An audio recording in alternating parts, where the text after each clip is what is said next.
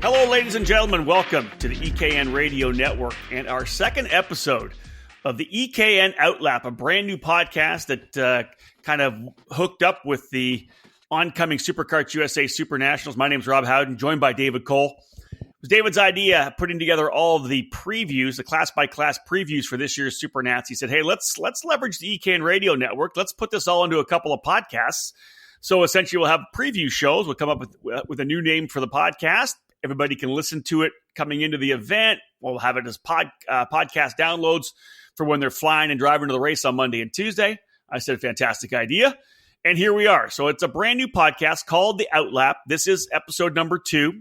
We did half the categories with episode number 1, but it is a podcast that we are going to continue through 2020 as a preview for all the events we'll head to. Over the last number of years, we've gone to anywhere between 20 and 25 events as part of the EKN Trackside Live Tour presented by Cooper Tires.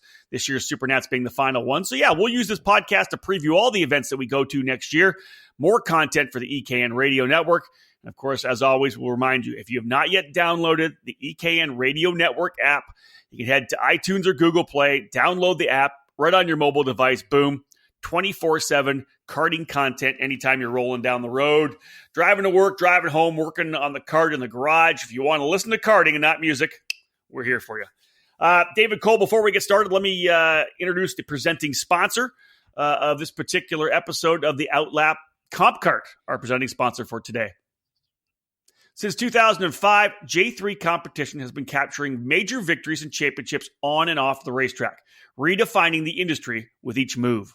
The company took its unparalleled knowledge and brand recognition and developed its own chassis line, the CompKart. The CIK FIA homologated brand has been winning ever since. Visit j3competition.com for more on the fastest growing chassis line in the world. All right, let's bring in the EKN News Desk manager. He's been cranking out previews. Are you almost done, dude? Are you finished? We're done. Where are you? we are done cramming essentially for what our finals. You know, if this was a school, if this was college, that's true. SuperNats is our finals. It's a finals week. 10 previews completed, 12 categories reviewed. Now we just have some fun here with a podcast, and then we can start focusing on actual coverage that we're going to be doing all next week. Yeah, Dave, summer break starts on the Wednesday, or Thanksgiving, I think, is summer break for us to a certain extent, right? As you said, it's cramming for the finals. We have a full week of work trackside, though, with the SuperNats heading to Super Sunday. Looking forward to that. Travel Monday, record the EKN debrief on Tuesday, and then people don't talk to us till the following week. We're going to take some time. David's going to spend some time with the family over Thanksgiving. I'll be down in SoCal as well. Looking forward to it. But David, this is it, bud. 23rd edition of the SuperKarts USA SuperNationals. We're going to work our way through G1 and G2.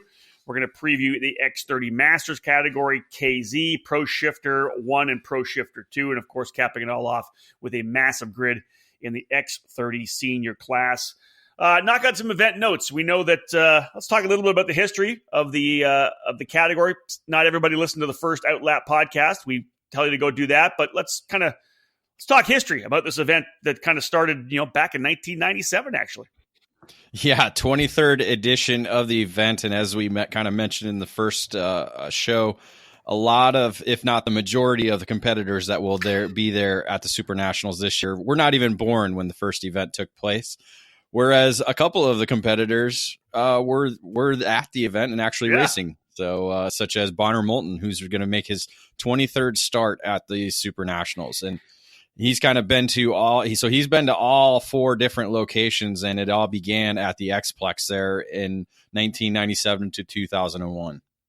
Yeah, a run there from, as David said, from 97 to 2001. Then really one of the big moves, I think, for karting, for SuperKarts USA for sure, but for karting as well, when they were able to bring the event from the Xplex, which started out as, I believe, Race Kart City, and then turned into the Las Vegas Karting Center, then the Xplex, a number of different names for the track out in Sloan.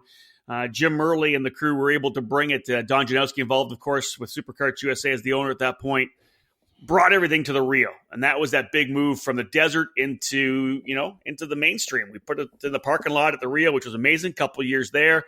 Then moved to Sam Boyd Stadium, the home of the UNLV Running Rebels. for a 4-year run there. Back to the Rio, of course, during that Sam Boyd Stadium run, Tom Kutcher and Patty Kutcher took ownership of SKUSA. Then we came back to the Rio for another run there for a number of years, then moved downtown. Obviously, one of the big things, David, was always to try to get on the Strip.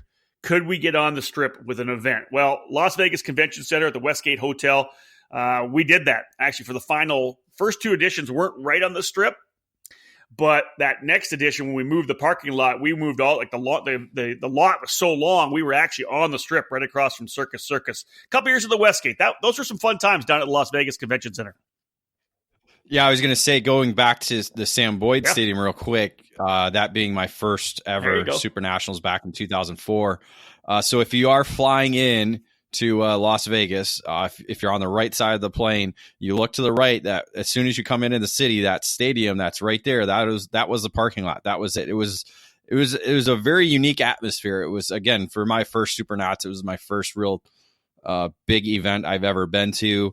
It was unique in that we were at a football stadium, which, not every day you get to be at. And then the most memorable moment I think I had was when we took Jason Bowles out into the 50-yard line and took a photo of him on the UNLV logo with the trophy up in the air type image. So that's always lasting with me with that era at Sam Boyd Stadium. But yeah, you mentioned being on the Strip. Yeah, 2017, that was really the only year that it's actually been on the Strip. We actually walked to Denny's one morning, and you're right there. You're walking down the Strip, and you're right next to the racetrack. And so that nothing could beat that. I think that year, that parking lot was the largest area that we could possibly ever have, and that probably ever will have. Unless there's another large parking lot that's being constructed somewhere in Las Vegas, but I don't think there is, because that parking lot's now gone and being constructed on for a new high rise or part of the new section for the convention center. And David, let's mention too that it was glass smooth that year. It was a brand new parking lot that they had just paved, glass smooth, long, as you said, massive racetrack. But it was a lot of fun to be there. I thought that was except for the S's section where they actually poured in the curbing and the guys were slamming over top of that in the far section. So other than that, it was super smooth. Of course, the return to the Rio in 2018 last year for SuperKarts USA coming full circle to what many believe to kind of be in the spiritual home of the SuperNats, in terms of the fact that the Rio, as I said early, back in 2002, was that big move from the desert kind of into mainstream. It was a lot of fun. David, let's talk track design a little bit here before we jump into class-by-class previews. You and I were kind of waiting for the track design to come out. Every year, it's really been something different. This year, though, pretty much the same as last year, I think, and you mentioned it in the last podcast, last outlap, the track designers are kind of hoping to get it maybe a little closer to what they wanted last year. Because last year the design was there, but some of the nuances that they had actually designed in, the way that they knew the track would race, didn't quite get laid out the way they wanted. That's what they're planning this year. That's what we've been told. And again, construction's going on probably all this week. And then so by the time you arrive there Monday, the track should be completed. They'll probably be pouring some of the curbing maybe on Sunday. But the majority of the track should be built. So we'll see exactly how everything unfolds when we get there. But yeah, we've been told that the way it was designed is the way it should be laid out this year, which was essentially what it was last year. And then again, looking ahead to our predictions, I didn't even think about that really going in our predictions for the first 5 that we did. I thought about it a little bit more during these, because if you already know the track, you've been there, you know the nuances of it. And talking with some people, it was a unique racetrack, and it took some people off guard on adjusting to it, and some people grabbed it right away and were quick right out of the gate. So we'll see kind of how that plays out, especially on Wednesday, to see who's going to be kind of up front towards the top of the time charts towards the end of each round. Here's one, David. We talked about taking something into consideration, people knowing the racetrack. Have you taken into consideration the looking at the weather forecast, potential for rain on Wednesday and Thursday? I have it pulled up, because yesterday when I wrote this script, I put 30% chance of rain. Right now it's 40% for Wednesday and Thursday. Damn it! So I don't know, is that just, Vegas weather, people kind of playing with us, it's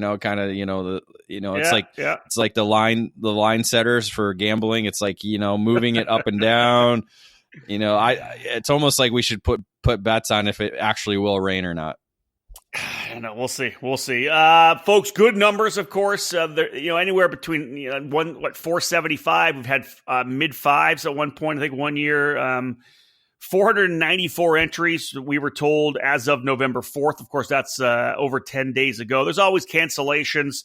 There's always at-track entries or a number of guys that didn't get entered in time that informed us here at EKN that they were indeed coming. They wanted to make sure they didn't get left off previews. So there could be somewhere around, what do you think, Dave? 490 to 500 probably in terms of a drop in cancellations and a pickup in at-track entries?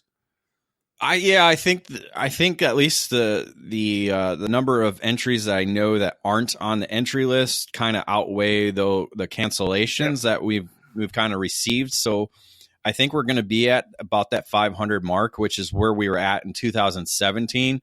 We had 507 that year.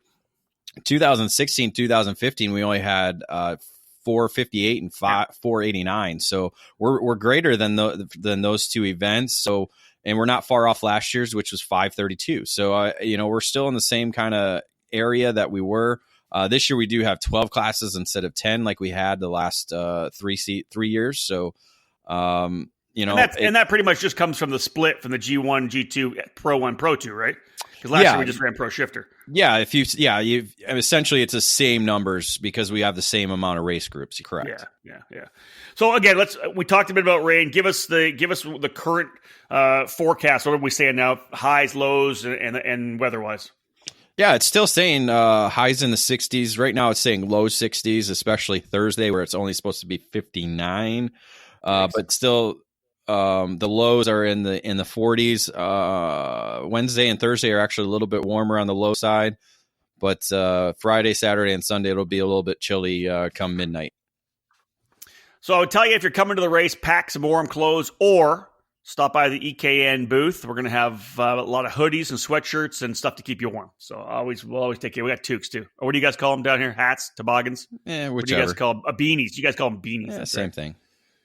All right, David, let's get into this thing. But first, we'll have our initial break here in this OutLap podcast, episode number 2. My name is Rob Howden, joined by David Cole. After the first break here, we're going to come back. We're going to start talking G1, G2. In a sport where the difference between winning and losing is measured in hundredths of a second, you can't afford to leave anything on the table. You invest in the best equipment, the lightest components, and top-of-the-line data acquisition systems. Anything to find one more tenth, right? I'll tell you right now, the best investment you could ever make is in yourself. If you want to improve your results, it's time for professional instruction and coaching at the Alan Rudolph Racing Academy. Located at the new state-of-the-art Speed Sports Racing Park just north of Houston, the Alan Rudolph Racing Academy uses the very best equipment, Burrell Art Carts. They offer half-day, 1-day, 2-day, and 3-day clinics. They have a one-on-one student-to-instructor ratio, and they will design a customized curriculum for each student. Alan Rudolph is one of the most respected people in the sport, and he has nearly 20 years' experience training drivers, including Chase Elliott, Neil Alberico, Austin Versteeg, and Sabre Cook, and rising stars like Pietro Fittipaldi. Train with a champion with over 30 years of racing experience to get proven results. Start off your season with a driver tune-up. Tune up your season with some driver coaching. Or get ready for the big races by training with the best. Reserve your dates now by calling 866-607-RACE. That's 866-607-7223. For more information, visit speedsportsracingpark.com/racing-academy.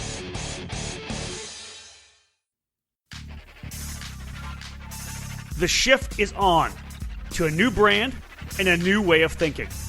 The Croc promotion has taken American karting by storm, and simply put, we have the best kart on the market. We've won and continue to win national and regional races with a revolving door of drivers. Myers, Bedozo, French, Musgrave. and we're ready to dominate the rest of the 2019 season. We just want to win. That's it. Plain and simple. Our dynamic R&D program is more aggressive than any other manufacturer, and we're the only company focused on building the perfect chassis for American tracks, engines, and tires. Why race a kart made for Europeans? We're testing prototypes for American racing. We're breaking the mold. Croc Promotion is all about supporting dedicated and talented young drivers and winning races. That's Croc Promotion USA. That's Mad Old Nut Racing.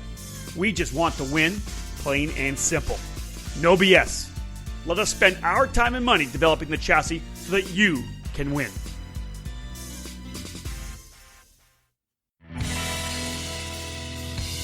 In racing, experience is priceless.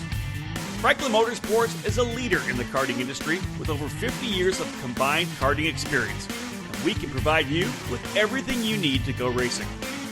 With a large online product selection, select track support events, and a wide variety of shop services, Franklin Motorsports is your complete karting source.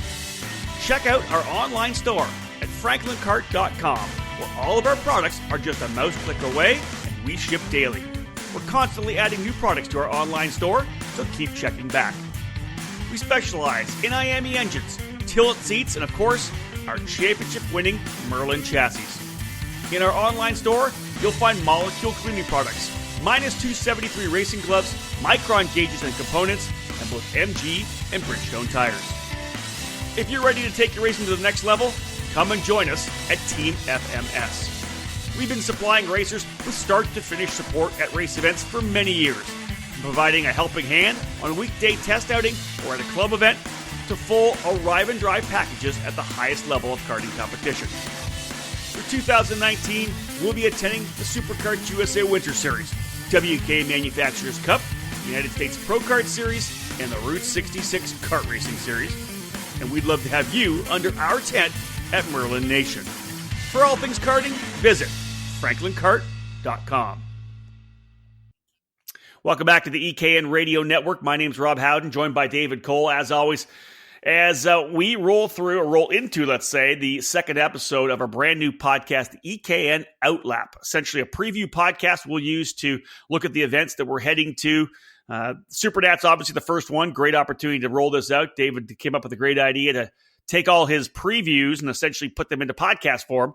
Those previews now all up on the website. Feel free to read those on your desktop, your laptop, or your mobile device.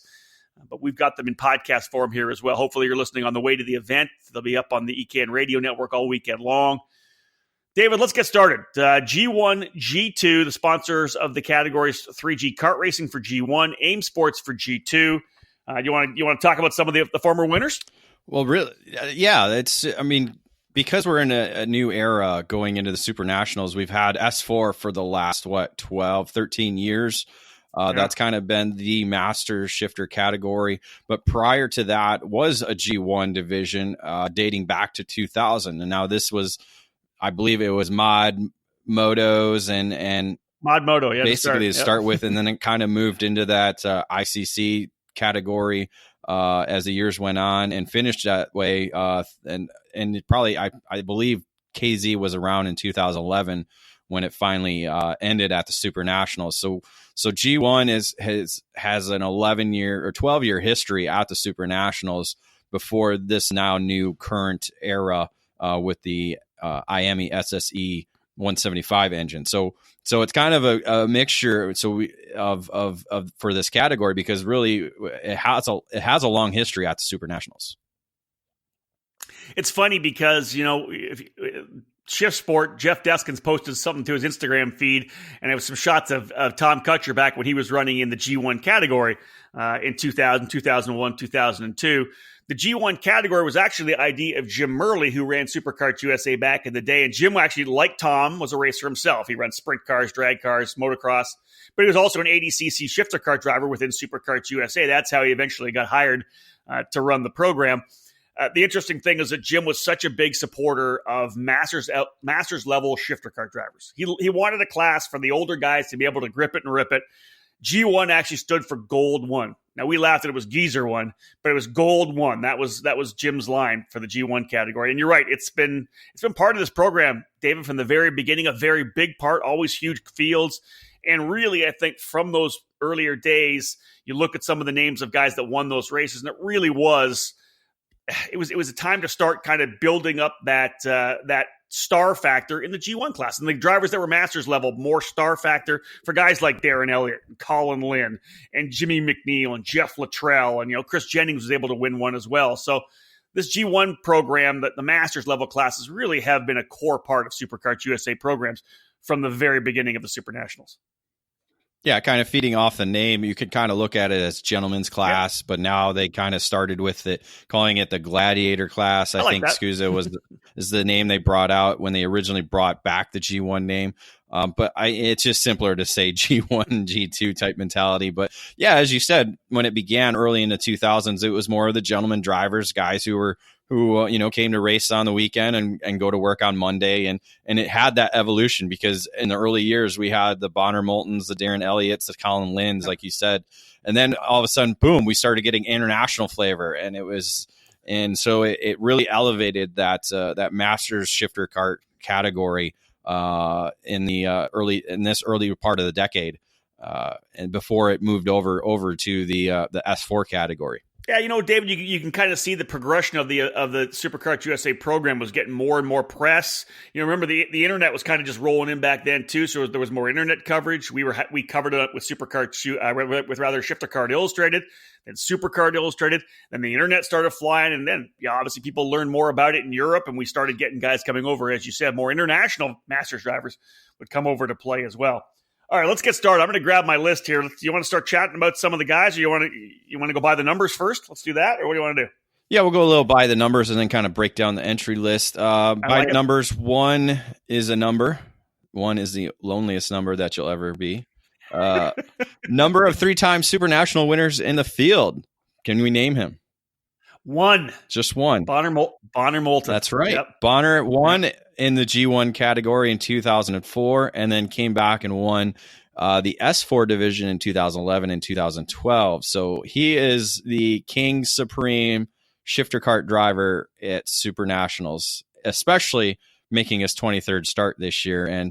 And I hate to say it, but there's a rumor going around that this may be his last year. Well, sooner or later he's going to say no and hang it up, right? But literally, I'd love to see him go to 25. And I know he may say, no, I don't want to do that, but 25 is just that badass number. The bottom line is we're going to celebrate Bonner throughout the entire weekend. Here's a guy that was on the podium at the very first SuperNationals in 1997. He's been a core component, part of the storyline for 22 years, now 23, which I think is fantastic. I think we could twist his arm for 25. Maybe. Well, I think Bonner does what Bonner wants to do. So yeah, he doesn't gonna go. He does. Yeah, peer pressure does not work. That stopped in high school. What else you got? I mean, have you seen his previous old haircuts? I mean, come on, peer pressure. Let's not. Yeah. I can pull some pictures out of the frosted tips. I got the full blonde. Oh yeah, you know what? Maybe I'll grab one of those. I'll put one up. He had a bunch in his motorsports thing that he was doing on that's right. on Facebook, yeah. And guys were just ragging on him about the bowl cuts. And, but it's just kind of the way he was. That's it. He didn't care. Let's keep going through by the numbers. So 5 is the next number. We have 5 previous SuperNationals winners in the field. We got Rob Logan, winner last year, Ryan Kinnear, Bonner Moulton, as we mentioned earlier, Matt Hamilton, and John Crow, a former Tag Master winner. So 5 different SuperNationals winners in the field. And again, as we talked about before, the transition from G1 to S4 and then now back to G1, we've had a total of 19 different winners in the G1, S4, and S4 Supermaster categories in previous SuperNationals. Yeah, I look up and down your list here, David, and you don't see a lot of guys who go on a run, and really nobody ever does that at the SuperNats. The record for wins is still 4, right, by Connor De Felipe. So it's not like somebody's gone on a run like a dynasty where they've won 5 in a row. It just doesn't happen. A lot of 2 in the rows. We've seen that before. Darren Elliott won twice in a row in 2006, 2007. Jeff Luttrell won in 2006 and 6 and 7. In the, I think it was S4 at that point because they had the Correct. two categories that year. Moulton went back to back in 11 and 12, as you already mentioned. and that's it. And that just, I think, speaks to the level of the competition in the category. Oh, for sure. Gian Cavacuti was a two-time winner, 2014, 2016. Not back-to-back, though. But not back-to-back. Yeah, even McNeil. McNeil won in 2010 and then won again in 2015, but he also won in 2011 in G1. So, yeah, just it's kind of a mixture. But now, yeah, like you said, it's going to be very hard to go back-to-back. And I think that's kind of one of the factors going in looking at the entry list is can Rob Logan come back and pull off the performance that he did on a brand new engine platform? Yeah, no doubt about that. All right, let's have a look at G1, David. Not a massive list of drivers here this year. There's 13 in G1 and 5 in G2. Again, we've talked ad nauseum about the fact that this new SSE 175 package has been growing slowly. It hasn't been universally accepted, or people haven't bum rushed into it and filled the grids at 40. But compared to where we were 2 years ago, this is obviously the first year at the SuperNats. This thing's kind of rolling on here pretty good, I think. Well, you have to go back to when the S3 engine was implemented in Superkarts USA, and especially at the SuperNationals. I mean, I think it had a field of less than 10. It was just something new, something to provide because guys who didn't want to go and spend the gobs of money in mod motos and or ICCs at that time, and so it was an opportunity for drivers to do that and still race at the SuperNationals. Well, that engine platform just blew up, and as we saw last year, in the pro shifter, we had 50 guys in that category alone. So, it's going to take time. That's not going to happen. This doesn't happen overnight. It takes time. Some people have, and again, we've talked about it many times. The implementation of it might have been the wrong direction, but it is what it is. And now we're moving forward, and really the people who are driving it love it. And that's what matters, is the guys who have it, they love it, and they're moving forward with it. We're going to get more and more as the years go on. And I don't doubt it to see this number double next year, if not in 3 years. Yeah, I agree with you on that as well. All right, let's have a look at some of the names, David, in the G1 category that jump out at us. Obviously, you mentioned Rob Logan, last year's winner. You talked about Bonner Moulton already. You have to talk about Jordan Musser, national number one, won the Pro Tour, dominated the Florida Winter Tour, or rather the Florida Winter Series, the SKUSA Winter Series, essentially dominated the Pro Tour as well, won 5 of the 6 races. He's got to be a guy to watch. You throw in Ryan Kinnear, pretty impressive, obviously. He had that one run against Musser. There's some great names in here that we havened even started to mention yet. Yeah, Kinnear not on the official entry list right now, or the provisional entry list, but he mentioned he messaged us to let us know that he was racing, and he's probably got the hottest hand going in. I mean, he won in 2017. He's been top 3 the last 3 years at the SuperNationals. He won Rock the Rio, dominated ahead of Musser, and so I think he's kind of got the hot hand going into that. But again, you never know what happens in Vegas. Musser's going to be strong. He's got 3 podiums the last 3 years as well too. Rob Logan coming in as the defending winner. Again, how is he gonna? He hasn't raced full time all year. But he was quick in the races that he did run. And then you have a veteran like John Crow, as I mentioned earlier, 2005 Tag Masters winner, was top 3 in Supermasters 2016, 2017, was 5th overall last year. So, and he's been pushing on it hard ever since then to be even better, and just wasn't quite quick enough to keep up with Musser on the year. But Vegas is a different story, different animal. So we'll see if Crow is able to pull out something out of his pocket to be able to contend for the victory. But one other name that we really need to watch is Matt Hamilton. Yeah, I know. There it is. Matt Hamilton. Yep. Well, look at Dave. Look at his results. Right, 6 starts at the SuperNationals. Only 1 time has he ever finished outside the top 5. A win in S4 back in 2013. There's a guy that runs. He ran the pro class, right? He ran the S1 category many times. He's won at the Streets of Lancaster Grand Prix. Of course, Matt Hamilton coming in from Australia, rather from New Zealand, and just he could run with the pros. Well, he was third. He was third last year at the SuperNationals in pro. In pro. So exactly. You take that speed, you bring it over to G1. But again, he hasn't run this engine package. So how is he going to adapt to that? So that's kind of a question going into the week. I like Skitchy Barnes coming in as well. Scott Barnes from Bermuda coming in to run. He spectated the last couple of years, but he's coming in with his good friend Derek Crockett. They're going to run an Intrepid. Obviously, Scott, kind of one of the stars and the supporters of karting in Bermuda, had a chance to spend some time with him there. He'll definitely be one to watch. I think Joe Ruck could have a good weekend as well for Hardin Motorsports Group on that DR kart. Joe, of course, one of the street racers from Indiana. We see him at the Battle of the Brickyard, other events like that. If he gets hot and gets comfortable, he could be in the fight too, I think. Well, you got Joe, you got Skitchy, and you got Tony Mulatto making their Masters debuts at the SuperNationals. So that's going to be some of those three are going to be wild cards going into the weekend for sure, because you're not going to they have pace to run at least mid pack in S1. Where are they going to line up when they strap on a little bit more weight and go against the elder drivers? Couple drivers as well with experience in this engine package running the Pro Tour all year long. Dan Montiero out of Canada running for Rawlison Performance Group, as is Justin Peck, national number 3 out of Utah. These guys have the experience around the whole Pro Tour. Could be some interesting racing in G1. Now, David, let's do the predictions. I actually spent the time this morning to go over these, whether that's going to help me. I might have been better yesterday when I was kind of flying off, or the last podcast rather, when I was just spinning off the top of my head. But you want to go first? I'll go first. I actually printed it out this time, so that way I don't lose it. So did I. So G1, I got to go with Matt Hamilton. He finished 3rd in Pro last year. You were probably picking the same winner, I know. But I got to go with Hamilton. Even though the engine package is new to him, I think he's just going to adapt quickly aboard the Aluminos. It's won at the SuperNationals many times. He was actually the first driver to win at the SuperNationals on Aluminos in 2013. So a little stat there for you. Jordan. Boom. I'll use that. I'll use that in my announcing. I appreciate it. Jordan Musser 2nd.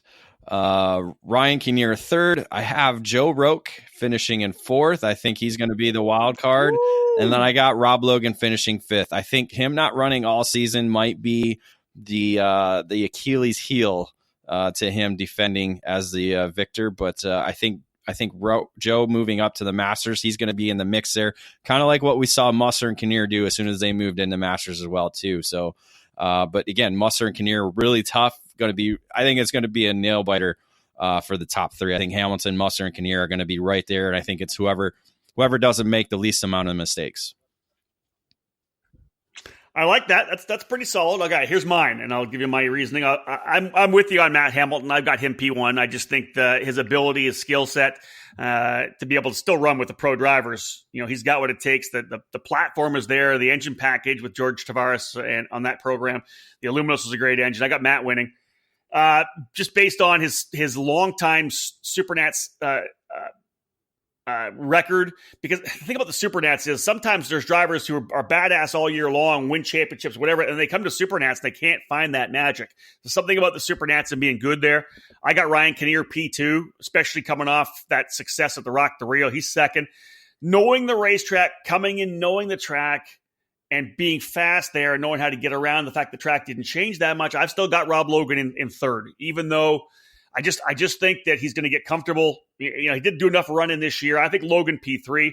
I've got Jordan Musser in 4th. And then I was back and forth with Joe Ruck and this guy here for 5th. I went with the other guy. I'm going to go Bonner Moulton in 5th. Just the veteran driver. I have a feeling that he's going to be fast. There's a lot of good speed coming out of the RPG tent. For Rawlison Performance Group, I got Bonner Moulton P5. Yeah, pretty interesting. Last year, I think last year I had all 5 in this category. Let me look at the script here. We're going to go down. Yes, I had all 5 in the Master Shifter made the top 5. Now I didn't get them all. Yeah, all your 5. So that's the challenge. That's the challenge laid down. Right. So now we go to G2. Yeah, I think we can blow through G2 pretty quickly. This is a category that really is just going to start to grow. They're going to add one other driver this particular weekend. 5 drivers in the G2 category. Brett Harrelson, Carl Lewis, Patrick O'Neill, Ken Schilling, and Nathan Stewart adding on. Moving over to the PSL karting tent on the Burrell Art, the driver who lives in Texas from New Zealand. Nathan's going to come into play as well. Should we just jump into predictions then, David? I think that's probably the key deal, right? Sounds good. All right. You go first. Okay. Here's the thing.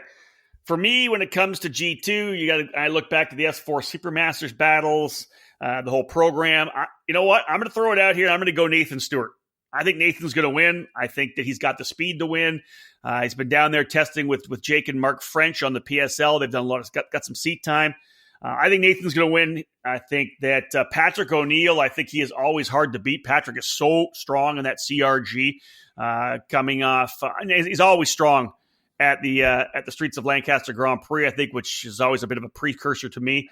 Patrick O'Neill second. I got Brett Harrelson, the Pro Tour champion, in third. I got Ken Schilling fourth, and I got Carl Lewis in the fifth spot. That's my top five. Yeah, very similar, very similar. I do have Nathan Stewart winning the race. He finished sixth overall in the Master Shifter category last year. So even though he's moving to a new chassis, I still think he's going to be among the quickest guys, if not maybe even top five, close to the G1 guys as well, depending on, and again, well, right. I mean, how are they going to split it? Because again, we're doing, some races we had them mixed in together. Some races we had them separate. We haven't heard how they are exactly going to format these two race groups that have two classes in them. So that's. I think we split start last year, right? We didn't have any. We didn't have any two class groups. Oh, that was the year. We've had them at the Pro Tour. Right. We've had them at the Pro Tour, but we've never had a SuperNationals where we have two classes running at the same time. We didn't do S4 Masters. No, they've always been separated. They've always been separated. Mike, remember Mike Jones had the big dramatic win in Super Masters in 2017, 2016. I believe it was Robert Marks winning that race. So yeah. All right. I got you. So again, who knows how they're going to do it? Hopefully they have them separated on the split start. That'll be best in my opinion, but we'll see. But yeah, I have Stewart winning.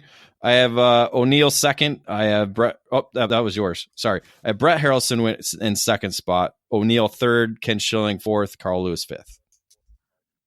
We're close. I think I'm going to kick your ass on that one. We'll see. We're going to get all top five in that. we're all going to get unless somebody walks up. This is true. You're right.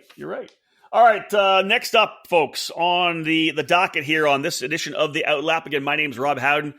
David Cole here, of course, as we do the preview podcast for the 23rd running of the SuperKarts USA SuperNationals here on the EKN Radio Network. We hope you're listening on your mobile device because that means that you've downloaded the EKN Radio Network app. If you're not, if you're listening to the podcast, the first opportunity to get any of the content we push out is on the EKN Radio Network. You can go to ekartingnews.com/radio or download the EKN Radio app. You get it anywhere you want. Perfect for driving to work or coming home.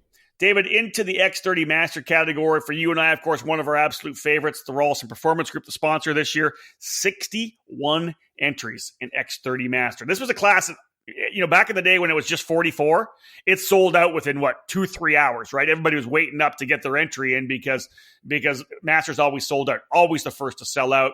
Continues to grow. They opened it up to the two categories. I'd love to see it at 88 one day. But 61's a pretty damn good field. Well, you have guys that are getting too old, and then you have some new guys coming in. So it's a little bit, it's just like the stock market, up and down. But yes, it was. Guys are hesitant to quit, to retire, and guys are hesitant to jump in. Right? Some of the guys that as soon as they turn 30, they're like, "No, I'm never going to run Masters." Well, then 31, 32, they're jumping in. And they're loving exactly. I mean, we have a good handful of those that have finally moved into the master ranks and are happy to be racing towards the front instead of at the back in the senior category and we're racing around a bunch of noobs. But this category is always fun to watch, and the way it's progressed throughout the years at the SuperNationals. I was there for the second edition of it. The first time it ever ran at the SuperNationals was 2003 at the Rio. Michael Brooks was able to double up. He went one at the Rio, one at Sam Boyd to become the first two-time winner. As we mentioned already, John Crow won in 2005. Hot Rocks, Travis Irving winning in 2006. Go ahead. Hold on. What was the cool thing about Irving's he was win? Like 18, but he was like a 250 pounds. So it was that time when Tag tag had the if you're over 200 pounds, you could come race the Masters category. So it allowed him, and there were several others that, or a good handful of others that took opportunities to do that, being a bit taller, because, you know, it's not exactly like Irving is fat. He's just tall. I mean, he's like a linebacker that's trying to race karts. So it makes for a challenge.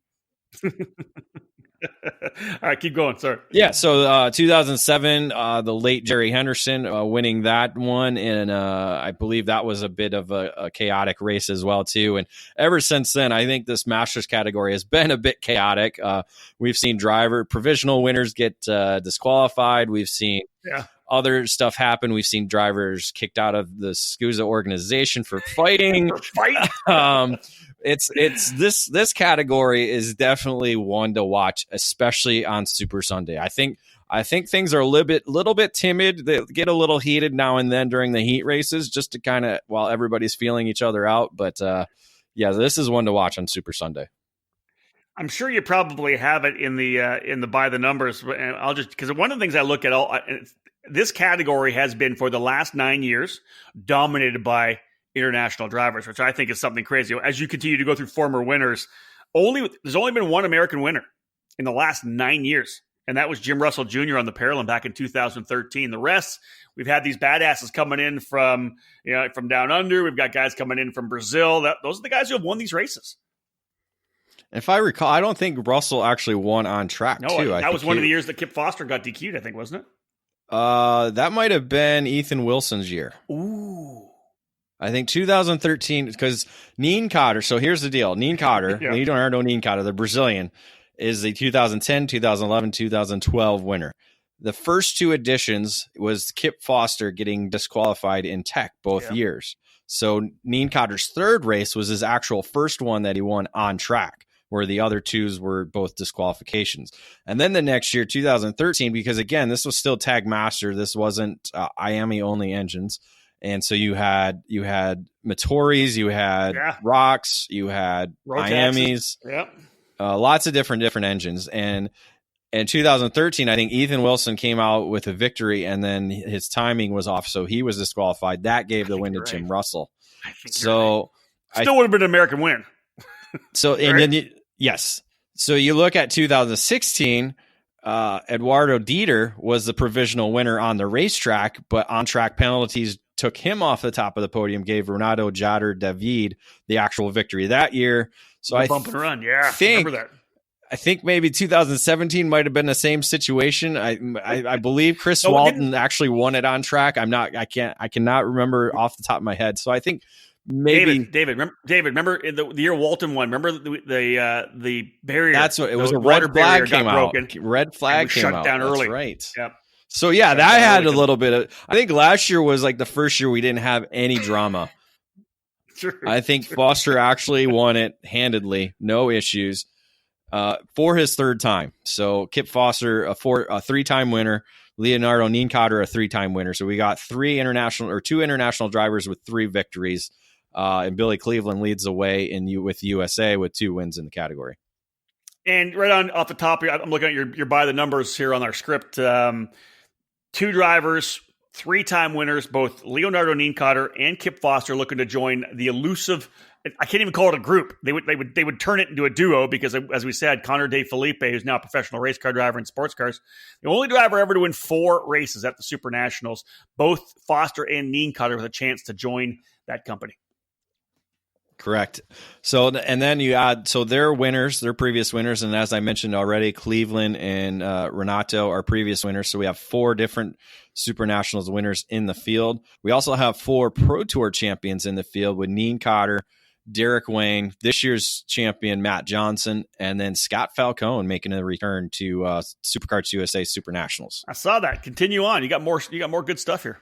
Yeah, 10 drive. So you kind of already mentioned that we've had only 1 American in the last 9 years. Well, we've had 10 different drivers win the category since 2003. So we've had, over that period of time, 10 different winners. In the entry list, we have 12 different countries represented. So we know the international flavor is going to be there. Depending on who's going to be there on Super Sunday will still be determined. and 31 drivers from last year's field are racing this year. So very experienced again, and a very experienced field once again that we always see in X30 Master. All right, so I have to print this out at least the grid out at least big enough so I can read it with my glasses on. So it's 2 pages with 61 drivers in X30 Master. You scroll down. As I do it, I kind of scroll down and checking off some of the guys I think we should probably mention, man. And it's just I got ticks all the way down. I probably got 20 guys here, David, that we could probably mention. You know, you look at the national number 1, national number 2. You know, Matt Johnson, Vache Tatikian, Derek Wang, top 3 drivers in the Pro Tour. Definitely, you have to consider them as factors in the race this weekend. Yeah, and Tatikian comes in with a lot of momentum. I think this is probably one of his best seasons karting that we know of. He won on the Pro Tour, finally got that Pro Tour victory. He won the Canadian Nationals and was able to earn a ticket and go race over at the Rock Cup USA or Rock Cup International or Rock Cup Super Final. I'm forgetting they changed the name. And then won the Rock the Rio just a couple weeks ago in Las Vegas. So this has got to be, you know, he's probably walking on cloud 9 right now, just from his season. Now he goes in as a national number 2 driver, probably had a chance to contend, but Matt Johnson was just a little bit too strong, winning the last 4 main events on the year. But he's definitely going to be a factor. Derek Wang, his best finish at the SuperNationals is a 3rd coming in 2016, had a DNF last year. So he's kind of one of those drivers that is great all year long, as you mentioned, and then comes into the SuperNationals and it's kind of like, where'd they go? So we'll see which Derek Wang kind of shows up this year. Indeed. Okay, let's have a look through other drivers in your mind that you want to bring up right now. I'll let you maybe throw a couple out, and I'll throw a couple out, and we'll kind of go back and forth. Yeah, I think we've talked about previous winners, so we know Foster's going to be there, Cleveland. We know Nienkoder's going to be in the mix. You already mentioned the Pro Tour drivers. What about the US PKS drivers? I know the Masters category there came back 2 years ago. It's been one of the more competitive categories. And as we talked about, drivers moving up into the Masters ranks, well, there's 2 of them, Scott Kopp and Darren Marcus. These 2 drivers have been fast all season long. Marcus has 4 runner-up finishes at the USPKS this year, Kopp winning one of the 6 main events they had. Kopp's making his first start at the SuperNationals since, I believe, 2015.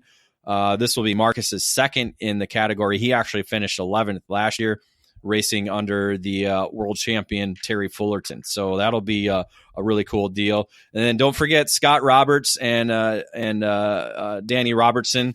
They were part of the USPKS program as well. Roberts and Robertson know how to party. So hopefully we'll get one of them on the podium again this year. Maybe have a big party on Sunday.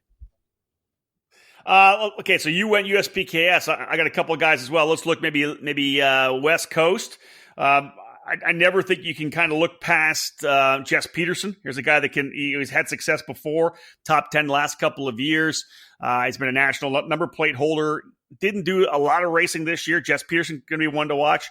Carlos Calderon, I think, will be very interesting as well. Carlos, for some reason, bad luck. The dark cloud likes to chase him around, but there's been times, David, we've seen Carlos just show so much speed. I think if he gets on a good roll early, now again, the weather, if we get some rain on Wednesday and Thursday, it's going to shake everything up. But I really think Carlos on the Aluminos, he was 8th last year. He could definitely be in the fight too. Yeah, he was top qualifier at the Summer Nationals on either Saturday or Sunday. I can't remember which, but yeah, he definitely has the ability to put down the speed. Again, it's just avoiding that black cloud, whether it's mechanical or just some on-track situations that catch him off guard. That's going to be what he's going to have to avoid in order to be in that top 10. Other drivers maybe that you've looked at, you mentioned Scott Falcone. One I'll kind of bring up that I watched. It'll be interesting to see how he steps up here at a national level. He did decently on the Pro Tour. Miguel Mir, who's kind of the badass Masters driver in Texas, he rolls in running with the guys from Crosslink Competition. Tim Meyer from Rawlison Performance Group coming off a pretty good run at the Rock the Rio as well. Yeah, he won the Master 100cc category there. Actually made one of the great passes of the event, going from third to first and at the end of the straightaway. And actually did double duty, was a top 10 racer in the Masters Rock class, but contact in the opening lap took him out of contention. So yeah, he'll be one to watch that's from the West Coast. But you also got to look at more international drivers. I think one that kind of stands out to me, Martin Pierce, former 2008 Rotax champion, also raced, I believe, once at the Pro Tour, I believe last year. I don't think he did it this year, or might have been this year. I can't remember what. But so the Brit is, or the Irishman is actually living in the United States now, in South Carolina. And so he'll be aboard a comp cart. So he's going to be one that could be one of those wild card international drivers. Former Rock Island Grand Prix winner as well. Exactly. That was 2006. Very early on in your tenure, David, with eKarting News. It was either 5 or 6, because I know it was the one guy won in 2004, which was my first Jim one. Jim Cassie won in 2004. So I think Pierce won in 2006 on a wild card. There it is. I was just going to ask if you knew that. All right. Eduardo Dieter. He was. Yep, Eduardo Dieter's always been quick at the SuperNationals as well. He's going to be back. He was a DNF last year, but 3 top 10s before that DNF. Dieter, he'll be with the CRG Nordam crew. Nick DeGraff coming off a victory at the Streets of Lancaster Grand Prix. He's a Lancaster resident, so that was cool for him to win at home. And again, we just always... Lancaster is kind of that West Coast race you go to do as a kind of a little bit of a tune-up. The street race, running around the barriers, it's narrow. He got the win there. We'll see how that plays out for Nick. He hasn't had the best success. He was 21st last year. The other one I want to throw up, because we've watched him put in some good runs. If he qualifies well and gets in the fight, I don't want to count out Billy Lewis with Mike Doty Racing. I just think that if he gets himself in the right mindset and they put things together, Billy Lewis could be top 10, could be top 5. He could even battle for the race win. Yeah, I think the only thing that might hamper him is the amount of racing that he's done in this season. I believe he raced at the Summer Nationals, so he's got that under his belt. But he came in and finished 14th in his first Masters race at the Super Nationals last year. Exactly. So I definitely think he's going to be one of, again, the top 20 in this field is going to be outrageous, because there's so many drivers that you can pick from to be right there in the top 20 alone. Yeah, that's it. All right. We are ready for predictions for the X30 Masters category. David, you did G1, I did G2. You can lead it off with X30 Master. All right. I'll go backwards. I'm going to start with 5th place this time. Right. I have Billy Cleveland. You can't count out the 64-year-old. You cannot count him out. He's going to be right there. One of my heroes. Yeah. One of my heroes. Definitely, for sure. So I have him in 5th. Martin Pierce, I have running 4th. I have Renato Jader David running 3rd. I have SKUSA Pro Tour champion Matt Johnson in the 2nd spot. And winning it for a 4th time officially is Kip Foster. So I think we're going to make history in this class. He's going to be our second 4-time SuperNationals winner. I also thought about putting in Neen Cotter in there, who could be a 4-time winner. But I think he's going to be playing racer dad in the morning hours with his son. So I think that's going to be a really hard thing to juggle. Otherwise, I think I would have put him in the top 5 if he was all focused 100% like he used to be. But don't count him out still. I still think he might be there. And then there's just so many others we could have picked from, but those are my 5. All right. Did you and I spend I told you we're like a married couple. We are. This is bad. I have Kip Foster for the win, joining the 4-time group with Connor De Felipe. I've got Matt Johnson in 2nd, and I've got Renato Jader David in 3rd. We swap things up for 4th and 5th. I'm going with Neen Cotter for P4. I think Leonardo again. Remember what he did last year, right? Had the trouble and had to come to the tail of the field. Was it something? Had trouble in qualifying, right? And had to come all the way through and ended up working his way back forward. Came back to 12th, but he was like, we were following him through the field. It was an amazing story throughout the entire weekend. I got him 4th, and I'm going to throw one out here for 5th because I want to see this happen. I want to see the battle happen. I got Scott Kopp P5. He's my P5 down the podium. Scott Kopp. I don't know. That's a good idea because if you recall, we projected TJ Coyne to win K100. I didn't say a win for Cop. I said, but still podium. Yeah, I'm just going with it. Okay. P5. I think he's going to have a good. I think he's going to be good. I really do. All right. Well, he's been driving. And TJ's there. The guy. I think they're going to come up with a really good setup for those karts, and I think Scott's going to be good. I'm gonna have to tell you what I told TJ yesterday about something later, but that'll be off air. All right, good enough. Good enough. There you go. That's Foster, Johnson, David, Nienkotter, and Kopp. That's my top. All right, I like it. I could go with it too. But yeah. I hear you. All right, folks. Commercial break number 2 coming here as we are on our second edition of the OutLap Preview Podcast. My name is Rob Howden. David Cole and I previewing. We'll break down in the debrief. Previewing the upcoming SuperKarts USA SuperNationals 23. Stay with us. Next up, KZ. The 2020 racing season is closing fast, and SuperKarts USA will press the reset button just after the new year for the third running of the SKUSA Winter Series. The program drew big numbers last year, and we expect solid growth for the coming edition. We're again setting up shop at AMR Homestead Miami Motorplex, presented by MG Tires, for 2 exciting doubleheader weekends on January 10 to 12 and February 7 to 9. All the SKUSA Pro Tour classes will be running at the Winter Series, so it's the perfect spring training for next year's National Championship Series. The weather will be ideal, so get out of the snow and join us for 2 fun weekends in South Florida. We'll have Pro and G1, G2 shifter featuring the IAME SSE 175cc engine and all the IAME X30, KA100, and Swift classes as well. We'll also be welcoming the popular Margay Ignite Challenge to the Winter Series for a little taste of Briggs 206 competition.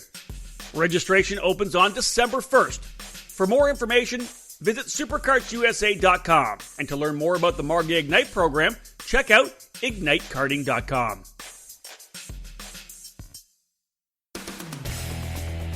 Are you looking for a new kart shop? One that treats you like you're an important customer? If so, look no further than Acceleration Kart Racing. At Acceleration, customer service is number 1. We are a full-time karting business, not a hobby or an afterthought. We have all the products you're looking for, from kit karts to shifters, safety to speed. We strive to offer our customers the best products, prices, and service. At Acceleration Kart Racing, we're always here when you need something for your racing program.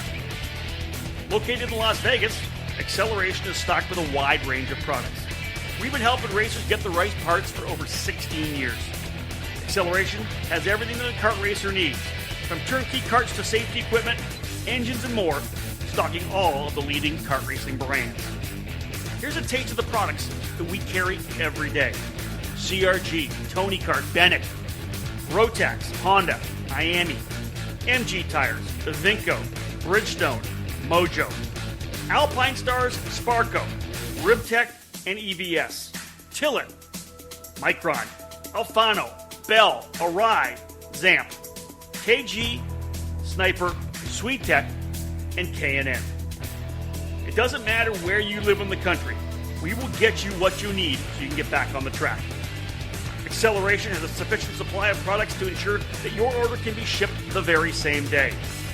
Our knowledgeable staff is available to help customers 6 days a week, and ordering online is open 24 hours a day at shopakr.com. For visitors and locals in the Las Vegas area, Acceleration has a large showroom full of the best kart racing products available. Come on in and check it out.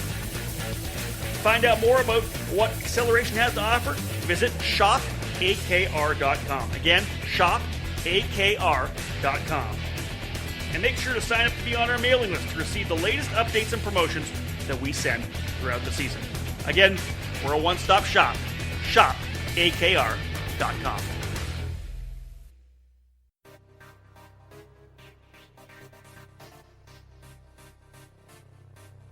Located in Mooresville, North Carolina, on-site at GoPro Motorplex, Kartsport North America features over 6,000 square feet of retail space. Along with being the official race team and distributor for the Kart Republic chassis, they offer full retail sales, kart service and storage, and products from the top brands in the sport, such as CZ Chain, Talon sprockets, SKF bearings, and Prisma tire gauges. If you want to take your racing to the next level, they also offer driver training and coaching programs available trackside at GoPro Motorplex. They have a massive inventory, so head to their online store at kartsportna.com to get same-day shipping of the parts and components that you need. While you're there, check out their used section of karts, engines, parts, and accessories. Kart Sport North America. Top quality products, winning brands, and professional driver development services. Welcome back to the EKN Radio Network, episode number 2 of the EKN OutLap Preview Podcast. David Cole and I, Rob Howden, looking at the upcoming SuperKarts USA SuperNationals. We're going class by class, talk about former winners, by the numbers. David's put some cool numbers together, some insights on each category, and then we'll make our predictions after we've looked through the actual grid. KZ, this category, not what it used to be, obviously. The SuperKarts USA not getting all the international, the manufacturer support, bringing the big dogs over as it has in years past for whatever reason. Down to 22 entries this year. The category brought to you by Alpine Stars. But, David, we've seen some really big names. The factory drivers did come in to run, try to take that $10,000 from Tom Kutcher, down to 22 entries this year. But as you look at the former winners, man, there's been some pretty amazing names. There are some good names. And, again, this category actually dates back to the original SuperNationals back in 1997 because it began with, I believe, what was called 125 Open, which allowed for engines such as a Formula C engine that was going on throughout the world. The first 3-time winner was Michael Valiante on the Italkart, winning this category the first 3 years. It actually went dormant in 2000. I believe it was just the S1 category that year. And then in 2001, they named it Super Pro, which moved that S1 category up to Super Pro, and then Scott Speed winning that. 2012, when it went to the Rio, it was a little bit of a mixture because we had Super Pro, and then we had what came back as ICC. Ron White winning Super Pro, David Yurka winning ICC. So we kind of had a split headline shifter group that year. And then 2003 is when it moved over to the ICC category. And that was the breakthrough victory for Wesley Boswell. As I mentioned, Jason Bowles winning in 2004. Lorenzo Mandarino became the second Canadian to win the division in 2005 at Sam Boyd. Gary Carlton, his first of 2 victories in the category, his first coming in 2006 aboard the CRG. And that's when the international flavor really began in 2007. The year I didn't show up was the year that Marco Artigo came over and won the category. And then from there, it's been a really international field. We have Jonathan Tanan, Bas Lammers, Artigo, Anthony Abbas, Artigo again, Abbas winning again, and then Paulo Di Canto winning one of his 3 in 2014, with Gary Carlton breaking up his streak there in 2015. Yeah, emotional win for Carlton. Remember in 2015, that was unbelievable. Yeah. Excuse me. What? Yep, that was good. Something just got in my throat there right when I was going to talk. I was getting a little emotional too. You got choked up there. Because at that time Gary was over there in Europe racing full time and hooked up with the Formula K crew and was racing as a factory driver then. So it was kind of a great ending to that season for him. Because as we know, he would come back here in a couple of years after that, and now starting his own chassis brand. So it was that was kind of like him leaving on a high note type. Not so much leaving at that time, but you kind of knew like that was kind of like the final run for him. 2016, 2017 on the CRG, Paulo Di Canto kind of just rolled through. It was, I don't want to say dominant, but it seemed like for me that he had pretty much control. He knew what he had to do to win those.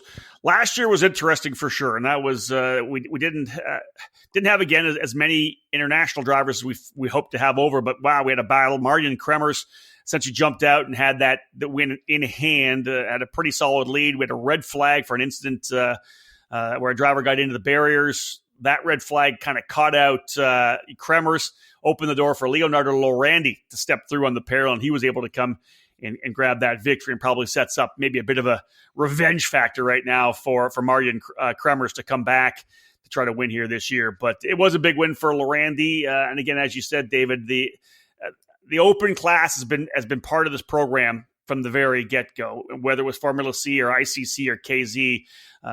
It has been part of the SuperNats from the very beginning back in 1997. Let's have a look at by the numbers, David, because you got a couple of good ones here.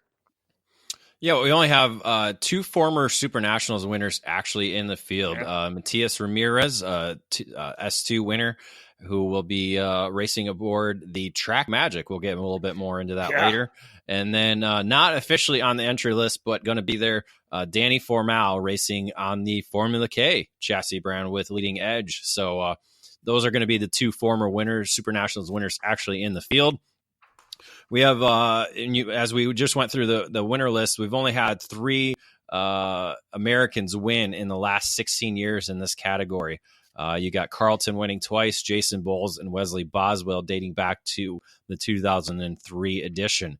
9 countries are represented, even though the field is small. There's still 9 countries represented in the entry list, and 9 rookies, KZ rookies, at the SuperNationals this year. So this will be their first KZ class at the SuperNationals, and 11 of the drivers are actually returning from last year's events. All right, so you kind of look at the guys from last year that you expect to be in the fight. Marian Kremers, as I said, back with PSL Karting. He's going to be there. Noel Millel and Maximilian Paul, two drivers that were in the top 5 battle throughout the entire week and actually led heat races. I think Millel won one of the heat races.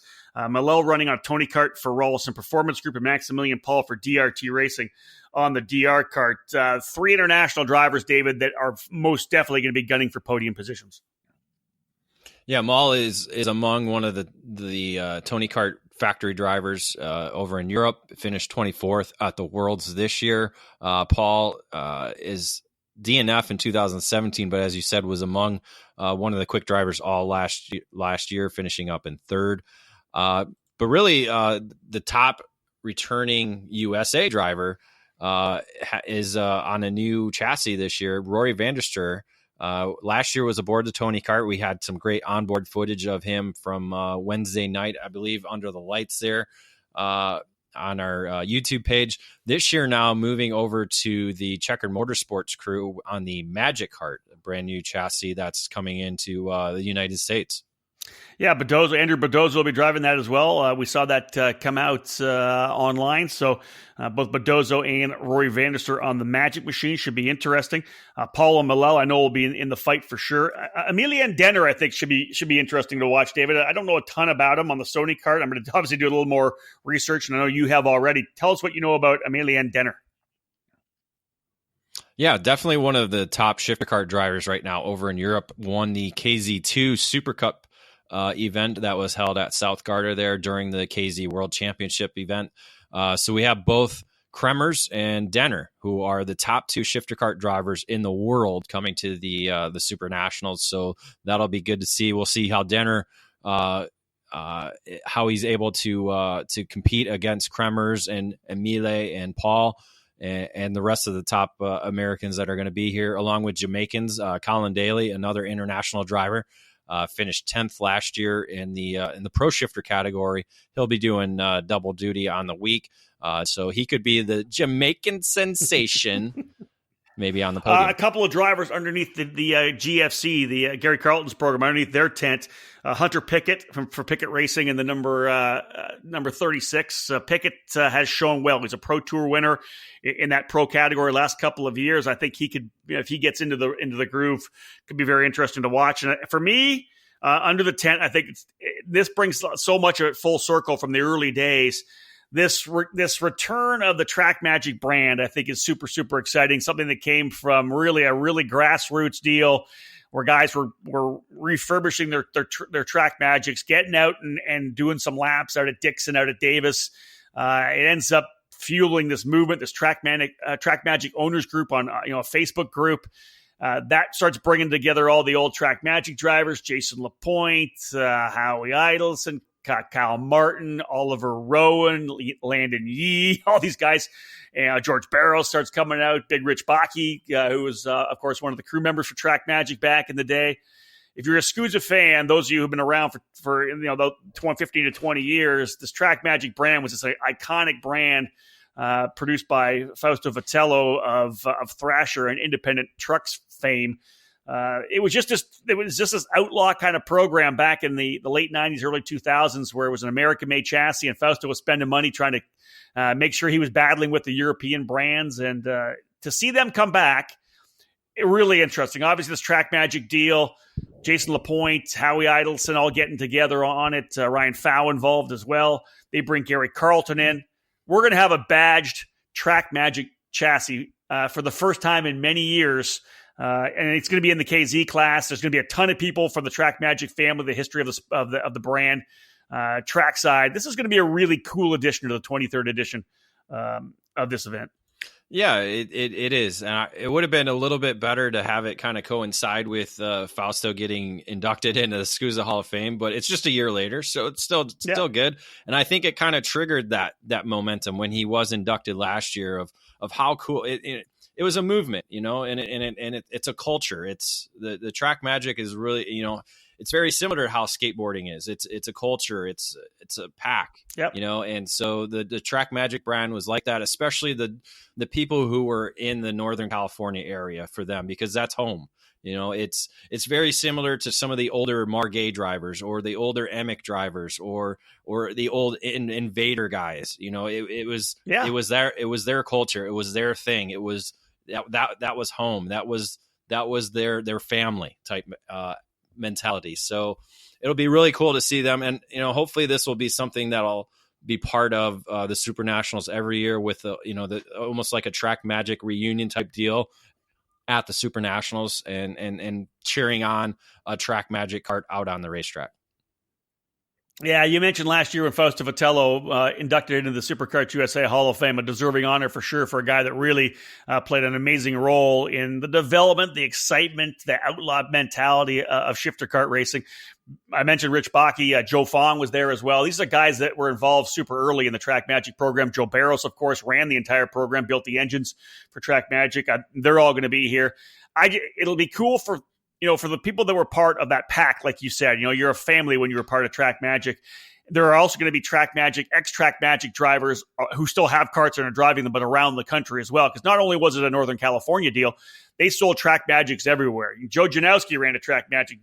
Alan Rudolph, Jonathan Bomarito. You go through the names of guys. Scott Speed and Alex Speed drove Track Magics when they were younger. But guys, in the East Coast as well, there was a great Track Magic group.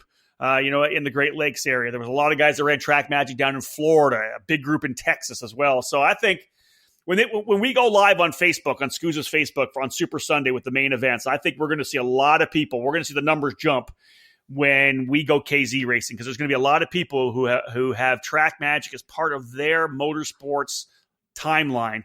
We're going to be tuned in to see what Mateus Ramirez can do. This should be interesting. I love seeing him out there. It's going to be fun. They've done a lot of testing. It should be cool to see if Mateus can put this thing on the podium. So I believe I went first last time, so I believe this is your turn to go first with our predictions. I'm in. Let me grab my sheet. I actually printed this out as you said. All right, I'll start from the top and go down. Here's my call. It's going to be an opportunity for revenge, as I said, for Marjan Kremers. I don't think that I think he's going to come in, put in a flawless weekend. He's the KZ World Champion. I think he's going to take a win for PSL Karting and Burrell Art.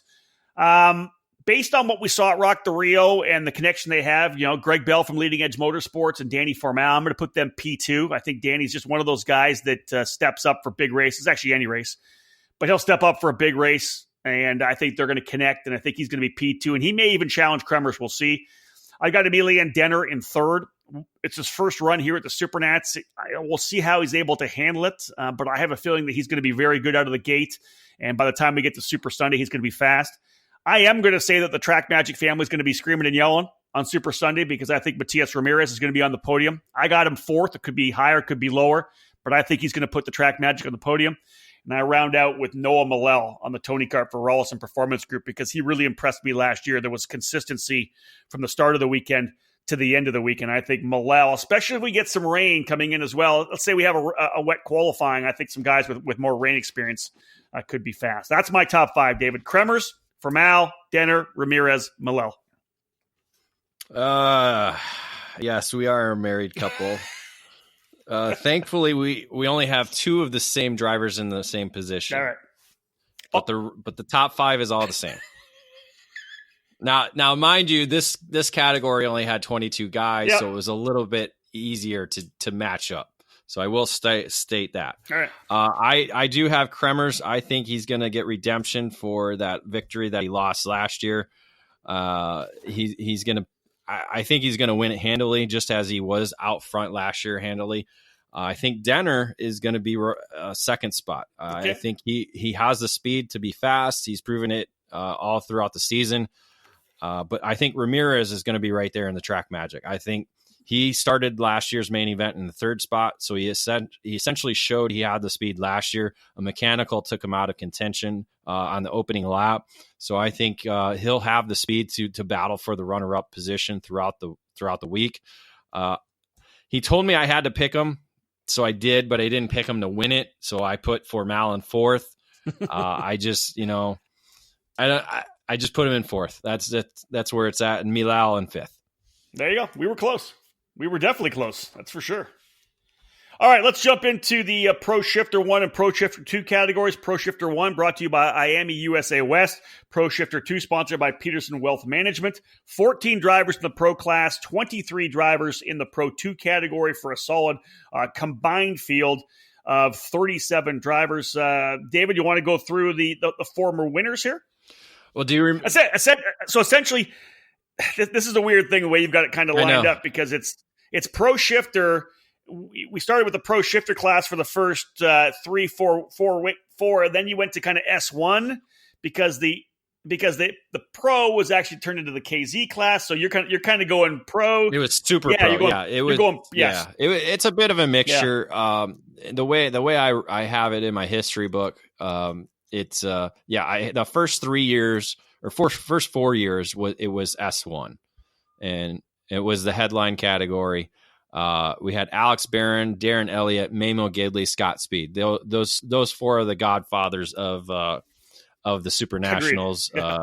Agreed. Before it moved, and then so 2001 is when it became Super Pro. Super Pro was the category, and that's kind of the name that kind of goes along with the KZ category. You want to know why that happened? Go ahead. That's why we're talking. We were sitting down, Jim Murley and I, we were talking about the fact that when the Superkarts USA Pro Moto Tour at the time was going to these races, the top regional S1 guys, because S1 was the top level. Well, at the regional level, the S1 guys really didn't like the fact that they were going to get their ass kicked and go to these would come to a Pro Moto Tour race and have to run against what was then about a dozen or maybe a dozen or more top S1 drivers. And that, we're talking about at that point, we're talking about Scott Speed and Darren Elliott and Kyle Martin and Oliver Rowe at that point, and Alan Rudolph and the big dogs, right? AJ Allmendinger or whatever it may be. So we sat down and I go, what are we going to do here right now? How are we going to make this thing happen? Well, what we decided was, let's make a Super Pro category. And in one of the years, I might have been 01 or 02, Super Pro ran both East and West, because it used to be East Coast and West Coast at one point, so the travel was down. Well, Super Pro drive. So we had a Super Pro class. Now, then there was so S1 stayed the same. So S1 was kind of what was then S2. It became S2. S2 became something a little even lower, but S1 was the top level of regional racing. That way, when the Pro Moto Tour came to town, if you were one of the top 5 badasses in your region in S1, you still were able to run S1. Now, you ran against a bunch of traveling guys that would travel all over the country, but you could run against your S1 guys. You didn't have to run against the factory teams. You weren't running against SSC Racing and Darren Elliott. You weren't running against Jason LaPointe and Kyle Martin and whoever for Track Magic, or the top guys at Leading Edge Motorsports or KLS Racing or Shift Kart, whatever it may be, or Extreme Karting. So the Super Pro class became the category where, if as an S1 driver, you could run Super Pro. You could go and challenge yourself against Super Pro if you wanted. But when the Pro Moto Tour came to town, you could still run S1. And it actually worked out really, really well at one point. The S1 fields were bigger, and we were able to get a lot of the regional S1 guys who were the biggest, were the stars of the region, to be able to come out and run those Pro Moto Tour races. There's where it came. Yeah, I was going to say the fields were 30 drivers, if not more, at the Pro Moto Tour. So that kind of it signified an opportunity to separate the category and create that Super Pro division, as for sure. So yeah, getting back to it. So yeah, 2001 was the year that Super Pro was brought in. Alex Speed was actually the S1 winner that year. We've had Tad Funakoshi, Tyler Gavot, Brian Keck, Logan Gomez, James Kennedy, Connor De Felipe, one of his 4 victories, and Jose Zanella in 2008. Those last few years was when it moved from the mod motos to again ICC category, but it was still that semi-pro category, but it was still named S1 as you were mentioning. And then 2009, there was no S1 class offered. It was just KZ, I believe, or Super Pro at the time. So that class was not there. And then in 2010 is when the Pro Tour launched, and that's when the stock moto engine platform was the headline shifter kart engine package. The Alex Speed was the SuperNationals winner that year. And then we got some international flavor with Mirko Torsellini winning on the CRG. Sima, I can never say it. I know, I struggle with it. Remember, what did we say, Juversus, yeah. Yeah, I struggle with that. On an energy, probably the tallest driver to ever win at the SuperNationals. I believe he races cars now somewhere in Europe. 2013 was a very memorable race because I believe that was the first year that the S1 category had the $10,000 to win. Yep. Joey Wimsett actually won the race, and that win actually gave him the SKUSA Pro Tour title as well. So he left basically winning $17,000 that year. And then Jordan Lennox came in and kicked everybody's ass in 2014 on the Pro Tour level and at the SuperNationals. With the old school graphics, too. Didn't he have the old school CRG graphics? In 2014 at the SuperNationals, so it was very cool to see. Danny Formal, who we just talked about in the KZ category, he won in 2015 and 2016 aboard the DER kart. 2 very great performances by him. And then the last 2 years, it has been all Billy Musgrave. Yeah, no doubt, able to win at the Las Vegas Convention Center, and then last year scored that huge victory under the lights. I'm not sure if that's going to happen again this year, but I loved it last year. Normally, we've never done that. We've tried to finish the SuperNats right around 4 o'clock or 3:30 before the lights go down. I know all the photographers want certain lighting for some of the primary races, but man, the lights went down. We finished things off under the lights on Super Sunday. Billy Musgrave with a huge victory, and Billy's a passionate driver. So the post-race celebration was emotional. It was just an exclamation point on a great weekend for me, at least. Yeah, right now the main event's scheduled for 3:15, which is still a little bit of daylight time out. So maybe we'll have to have some streakers or maybe a car come through the track or something like that to kind of delay it and make it go into maybe the 4:30 area. I love the fact when you look at how many years this thing's been on and you look at that group. I think that 2009, we didn't have the S1. I think that was the year, David, that they had S3 and Correct, S4. Yep. Right? It was stock Honda light and stock Honda heavy. So the heavy was kind of the master's class, but it was light and heavy. I think that was that year. That is one of the years. Yes, correct. Because S3 has been part of the SuperNationals since 2003. And yeah, so that was the stock moto class until, as we said, 2010 when S1 took over the engine package. So 2009 we had the Super Pro category that was based around the ICC and KZ engine packages, and then we had S3 and S4 as well. Good look at the history of the category, folks. Let's let David roll through his by the numbers. What do you got? By the numbers. Number 2, SuperNationals rookies in Pro Shifter. So we only have 2 of them. Kyle Kennedy being one of them. He's racing out of the Hardin Motorsports Group, now aboard the Comp Kart chassis.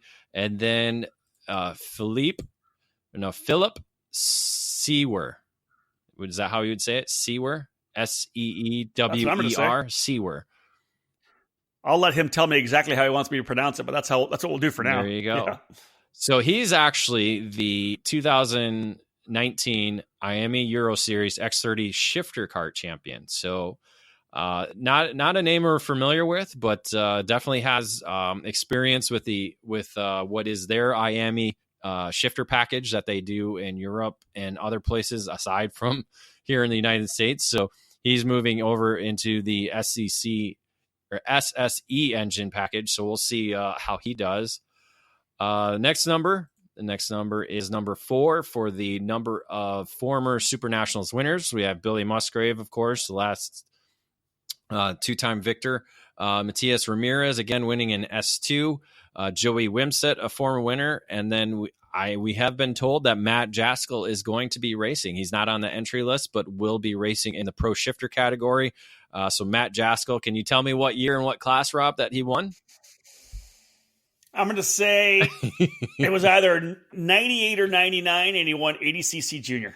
It was 99, and 98, and he won what is K2, which is 80cc Junior. Correct. On a CRG. On a CRG. So that would have been the SuperNationals number 2.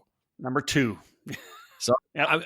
He's got to be right up there with Bonner being racing at some of the most SuperNationals, because I know he had those years where he didn't race, but from what I can remember from the 15 now that I've been going to, he's been at a lot. He's raced at a lot of them. Of course, he didn't race the one year he came back from the TV show and he was starved to death. Castaway. So he actually just posted that, I think, to his Instagram feed today. That picture. Because it's about the same time that he actually flew back. He flew back home. Yep.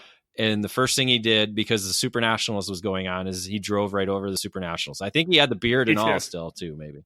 He did. I got I think he might. Maybe he shaved. I don't know. I got a picture of. I think he might have shaved it off, because we took a picture from our tower. That's crazy stuff. Yep. Crazy stuff. So the next number, 6. We have 6 returning drivers in Pro 2 from last year's SuperNationals. Because again, remember, it was just one class, but 6 of those drivers raced last year that are racing in Pro Tour this year. 9 drivers that raced last year are racing in the Pro Shifter category. 15 is the next number, because we have 15 Pro Shifter 2 rookies at the SuperNationals. So drivers who had not raced in the Pro Shifter category at all over the last so many years are racing at the SuperNationals this year. So that kind of shows you a little bit of growth in the engine platform. There are guys that are moving into shifter carts. It might not be the numbers that we're used to seeing, but there are guys moving over. Agreed. 37 is the combined entries in the race group. So you add up Pro and Pro 2 and you get 37, which isn't bad because we had 50 last year. So in reality, we're only down 13, which isn't a lot, because there's guys that have moved over and are just racing KZ, or there's just guys that are not racing this year at all. So it's a little bit of both. So still 37 in a combined race group is pretty solid.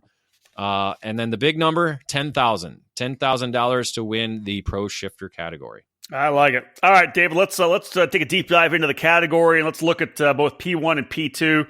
Like you said, we don't have a ton of drivers in the Pro 1 Shifter category, 14, but they're essentially the guys we've watched win races and championships for the last couple of years, right? You got your 2-time defending race winner, Billy Musgrave. You've got the new national number 2, was national number 1. He's been a top driver for the last 2 or 3 years, AJ Myers. Can't him out for sure. You got the new national number 1, Kyle Wick. This is going to be a good battle, because I think a lot of these guys come in here with, so many of them come in with momentum, right? Like Musgrave thinks he's going to win this thing. He's won the last 2. French was able to beat him at Lancaster. He swept the weekend at the SuperNationals. Kyle Wick had his most consistent season ever, able to grab that. He didn't get a win, but he was able to be consistent and gets the national number 1 plate. This is kind of bragging rights, right? You did what you did in the summer. What are you going to do here in Vegas? Yeah, that's what it, that's something as we talked about in X30 Master. It's, that the whole season kind of, for some people, leads up to Vegas, to where it's getting ready for Vegas. Some people I want Pro Tour, I want to win that championship. And then you get to Vegas and it's just like, yeah, I just want to avoid the walls. But in this category, I think these guys are going for it. It's a matter of being on your game. And I think that's one thing that Jake French has going for him. Even though he's making the transition from the Croc Promotions USA group over to PSL Karting, I think he didn't skip a beat in the transition. He showed it at Rock the Rio. So Jake French is going to be right there making his return to the pro shifter category after racing KZ last year. Finished 6th there. Here's an interesting note. So you look at, as we talked about, Jake French, Billy Musgrave, AJ Myers, Kyle Wick, all 4 drivers that we were used to seeing at the front of the field, right? Last year's chassis is completely different from this year's chassis. So they're all on different karts than they were last year at this time. So very interesting to see that. Wick now moving over to the Tony kart from CRG. AJ Myers was on Croc Promotion last year, now on the CRG. Musgrave was on Illuminous the last 2 years, has been racing Croc Promotion since, I believe, June. And then, as I mentioned, Jake French moving over from Croc Promotion to Burrell Art. Also, what I like, too, is a couple of former SKUSA S2 champions. The semi-pro stock Honda champions are running as well. Austin Garrison in the 192 with CRG Nordam. And 2016 S2 champion Austin Wilkins coming out, too, in the number 122, getting him back onto the track. He's been doing some car racing. We've seen S2 champions do well. One of them, of course, coming up through the ranks, and Garrison and Wilkins doing the same thing. I think now Wilkins hasn't got a lot of seat time. We'll see what he's going to do against these guys because, man, guys like Musgrave and French and Wick and Myers, those guys are in the seat a lot. Yeah, I think Garrison is going to be one to watch. Definitely. As 2014, he was S2 champion. We thought for sure, 2015, he'd be one of those guys to contend for the S1 title, but he actually went a different direction, didn't go into shifter kart racing. But every time he's jumped into a shifter, we've seen him win at the Winter Nationals in NOLA in the S1 category. We've seen him race just recently at the KZ World Championships, finishing in the top 25, I think 23rd or something like that. Still, to be able to go over there without racing a shifter kart all season long and to make the main event against the best in the world is definitely putting him on the guy, one of the guys to watch for sure. A couple of names we talked about as well in the KZ class, Matias Ramirez and Hunter Pickett. They'll be running in the Pro 1. They're doing double duty in both the shifter kart categories. Always kind of an argument. Does that help? Does that hinder? You're getting more track time, but it's a little bit different power delivery. Maybe with the new engine, a little more, a more smooth transition back and forth. I like seeing Joey Wimsett back as well. David, as you said, scored that victory back in 2013. He's been a top 10 runner. I think the only time he's finished out of the top 10 in the last 5 or 6, or maybe actually more than that, let's say almost the last 10 years, was an 11th place finish in 2017. The guy's a top 10 runner every time he rolls in. Yeah, he's been in the S1. Is he in shape? He's been in, I don't know about shape, but he's been doing testing. I know that. I've been watching his Instagram. He's been testing. He's been so he's at least been on track. Right. Now, mind you, I don't know what kind of diet he's on, but I'm sure while he's testing, he's trying to be in good race shape. So he's raced. This is his 9th straight year in the pro shifter category. As you said, 1 in 2013. So 2017 was the only year in those previous years that he finished outside the top 10. It's so funny because his first SuperNationals was 2006, and he's raced every year since. So he's raced tag senior the first 4 years. He did the KF2 category in 2010, and then he's been in the shifter class ever since. So one time out of the top 10. That's amazing. It's phenomenal. And so so I think, again, just like we see Bonner Moulton get into a cart and go, I think, Joey doesn't quite have the panache that Bonner has. Joey's a little more, redneck. As we've seen, we've seen him in those cut off blue jean shorts. But I think that's true. He rocks those. But every time he gets behind the wheel, man, he's just super quick. And to be able to finish third at the Spring Nationals this year, just basically get in and go. To finish third, that was pretty solid. So I think he'll be definitely top 10 contender, top 5 even maybe. Tremendous talent for sure. Maybe we'll see Joey in that G1 class in the next couple of years. Oh, don't tell him that. No, I'm doing it. Wow, I'm saying it. I don't know. Well, listen, I'm sure he likes beer and pizza. He does. G1's perfect for Joey. Don't you think? Yeah, he's getting there. Yeah. But he'll be one of these guys that, I'm not doing it. I'm never running G1. Yeah, he's the new Ron White. He's the younger Ron White. All right, let's go. You're first this time, right? Do we want to? Okay. Do you want to go predictions and then go into Pro 2 after? Okay. Yeah, let's go predictions. Then we'll do Pro 2. Yeah, let's go predictions for the Pro 1. I guess it's my turn to go first, right? I believe it is. Yeah. No, it's mine. No, I think it's mine. No, it is yours. You're right. It is yours. I did. Yeah. It's mine or yours. So I will go first. All right, go. I want to see another 4-time winner. And so I'm going Billy Musgrave to win a 3rd straight and his 4th overall. Damn. All right. I think he's been too good. The only driver that has really been able to beat him as of late, I think, is Jake French. But I think Musgrave is just going to be he's just going to be too good and be the inaugural winner on this new engine platform.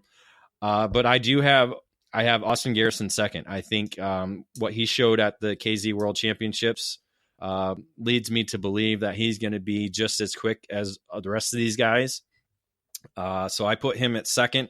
Matias Ramirez, I put him at third. So I have him 3rd place in both KZ and Pro Shifter.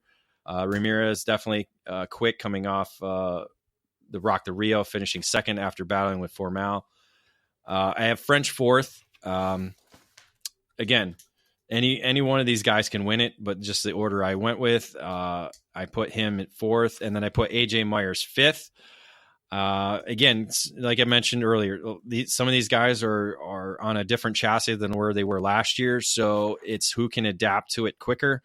I think Musgrave just has more time on his chassis than everybody else, so I think he's going to be able to be quick right out of the gate and be fast throughout the week and win it.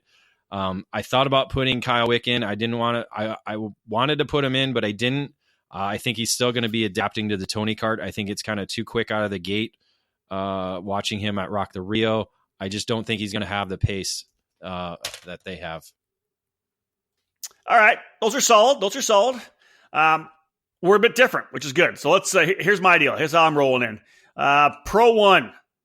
I'm going Jake French for the victory. I just think there's been so much momentum for Jake since the Summer Nationals, winning there, winning Streets of Lancaster Grand Prix. The PSL team is going to be super strong. I think, of course, they've got Marian Kremers, as we know, is going to be really good in KZ. I think the amount of feedback that's going to come out of that tent, of course, Jake's father, Mark, working with the whole crew at PSL. I think Jake's going to be strong. I think it's going to be a battle. I have no doubt. I think it's going to be French and Musgrave in the battle, 1st and 2nd. Throw Myers in there as well.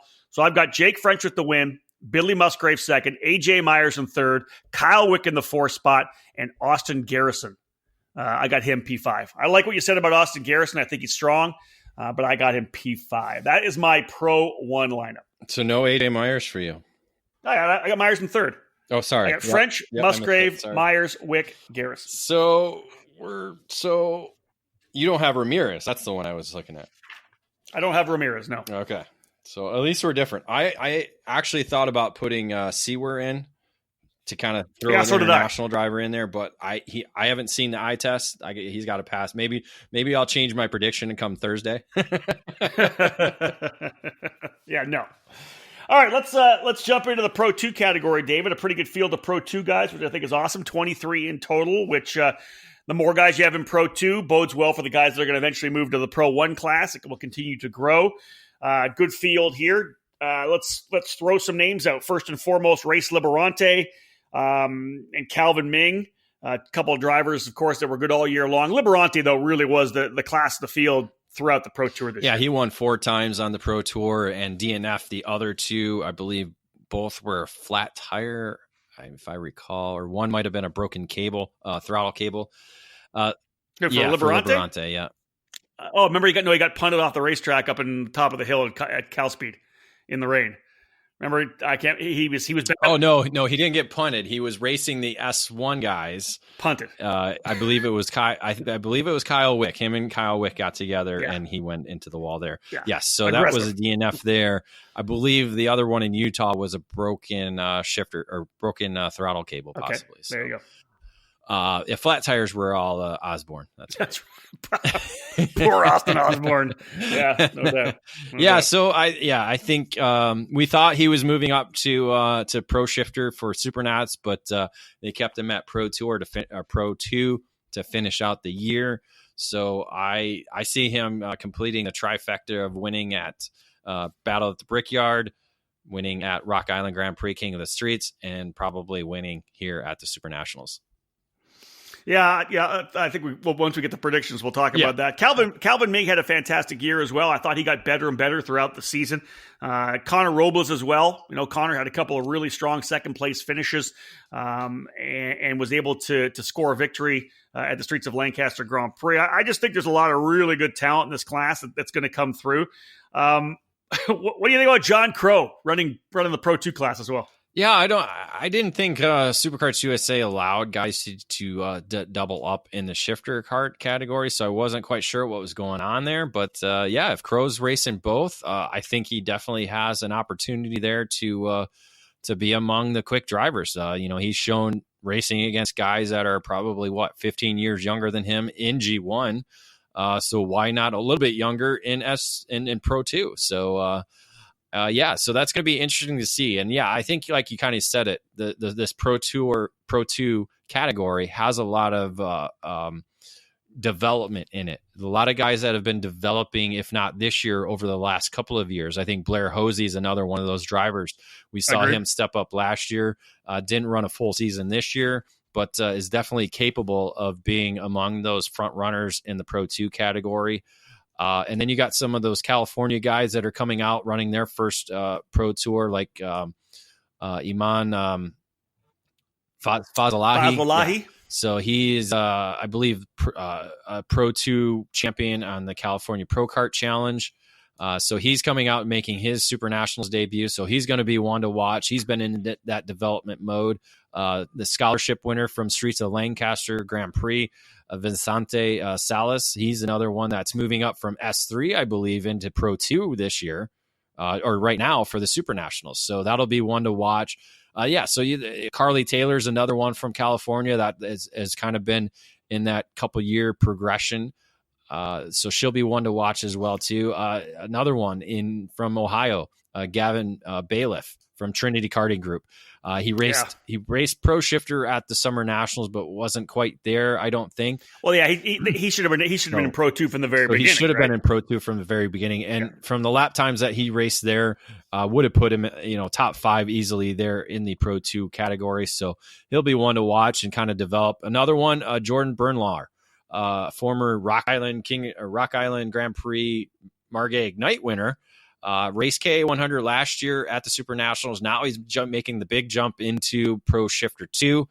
He's hooked up with Musgrave Racing Company to race aboard a Croc promotion. Actually went out to Cal Speed for a day and did a number of sessions with Musgrave. So we'll see if that's kind of brought him up to speed quick enough to be ready to battle at the SuperNationals. The other one that I want to bring out, because I think he's going to be impressive to watch, from Texas, Mark Schneider. I think there's a lot of speed out of Mark and that crew. He was able to get on the podium, I believe, at the Spring Nationals in Utah. Watch out for Mark Schneider, too. I think he'll be one to watch for sure. All right, predictions. Let's do it. Let's jump into the Pro 2 predictions. I guess my turn to roll off first, right? Correct, yeah. Not surprising. I'm picking Race Liberante to win. Races again. The concept was to come in. He hasn't run nationally for many years. He was on I believe the S5 podium back at Sam Boyd Stadium back in the day. We saw those pictures going up as people putting a lot of different old shots of the SuperNationals up on social. He's going to win here. He's going to win Pro 2. He's won the championship. He's moving to Pro 1 next year and will be, I think, a challenger for race wins in Pro 1. You know what? I'm going to throw this one out here because I think there's momentum. We'll see if he's able to handle it. He's young and he's getting better and better. But I'm going to put Connor Robles P2. I just think he stepped up at a couple of big events and really hasn't flinched at all. I haven't seen a chink in the armor. I'm going to put him P2. I've got Calvin Ming in third. Blair Hosey in fourth. Hasn't had a lot of track time, but I'm going to put Blair Hosey in fourth. He's got a great speed. and I'm going with Mark Snyder. He was the guy I finished up with there. He's my dark horse. Mark Snyder, I was going back and forth between Snyder and Bailiff, but I'm going to put Mark Snyder. Veteran driver, has a lot of seat time, races a lot of different kind of cars. I got Snyder P5. I like it because we match on the first two, but the other three are completely different, which I like. Three different, completely different drivers. So Liberante is going to win it. Again, with the two classes in the race group, I do hope they separate them so that way they're not mixed together as we've seen them do that previously in other races. So hopefully they'll have the staggered start, and we'll be able to see Race Liberante drive away to what should be a Pro Shifter 2 victory.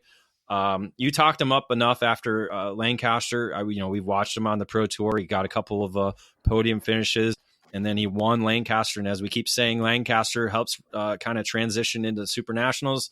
So I put Robles at second. But these three drivers, I saw their names and they kind of stood out to me. I got Greg Alvarez Jr. I got him running third aboard the CRG. Max Hewitt's not there this week. He could not leave because of his Baylor University commitments. So I think Alvarez is going to step in. He's kind of been at the same pace as Hewitt, and we know the CRG is very fast at SuperNationals. So I got him third. I put Micah Hendricks at fourth. Micah Hendricks is a former S5 driver, as you probably remember. So I think this guy, he's going to be quick. He was quick in Pro Shifter 2 at the California Pro Kart Challenge. I think he's going to be just as quick at the SuperNationals. And then I mentioned him earlier, and you said him, and you didn't put him in your top five, but I did. I put Gavin Bailiff there in fifth. I think he got a little bit of momentum, running it at the Summer Nationals, understands it more. Him and his father are putting a lot of time and effort into this package for the SuperNationals. I think that's and again, it could be there's a number of other drivers that I could have put in fifth, but I put him there just to kind of see if it happens, kind of throwing the dice, see if the gamble pays off. I like it. All right, folks, there you go. That's our Pro 1 and Pro 2 predictions from David and I. Final break in this edition of the OutLap. When we get back, we're going to cap things off with a look at the 79 kart entry in the X30 senior category. Stick with us, folks. We'll wrap things up here on the EKN Radio Network.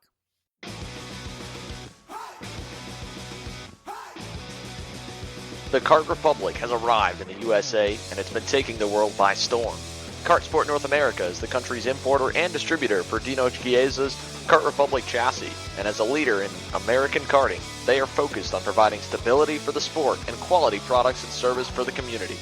Kart Republic racked up an unprecedented amount of championships in its first season in 2018, ranging from the SKUSA Winter Series in X30 Senior, the United States Pro Kart Series in Mini Swift and X30 Pro, the FIA European Championship, and the FIA World Championship in OK Senior. Whether you'd like to find out the Kart Republic dealer closest to you or schedule an arrive and drive package with its official North American race team, contact Kart Sport North America through their official website, kartsportna.com.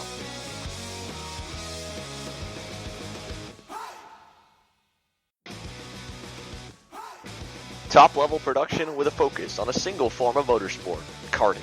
This is MG Tires. MG Tires USA, underneath the Vantage Karting Group banner, is the official distributor of the MG Tires brand for the United States. MG Tires are used as the official spec tire in the United States Pro Kart Series, the Route 66 Sprint Series, the Sunshine State Karting Challenge, and countless clubs across the country. No matter your compound preference, MG Tires USA has you covered. Whether it's the medium HCI Red, the soft FC Yellow, or the super soft Green YZ, MG Tires USA has your winning set of rubber in stock. For more info about MG Tires USA and its extensive list of dealers near you, check out their website at mgtiresusa.com. MG Tires, for the drivers.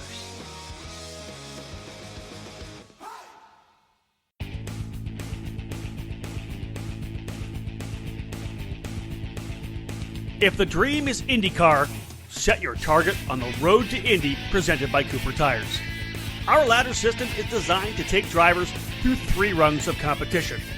The first step is the Cooper Tires USF 2000 Championship, which features a carbon tub Tatis chassis, 180 horsepower, and paddle shift sequential gearbox.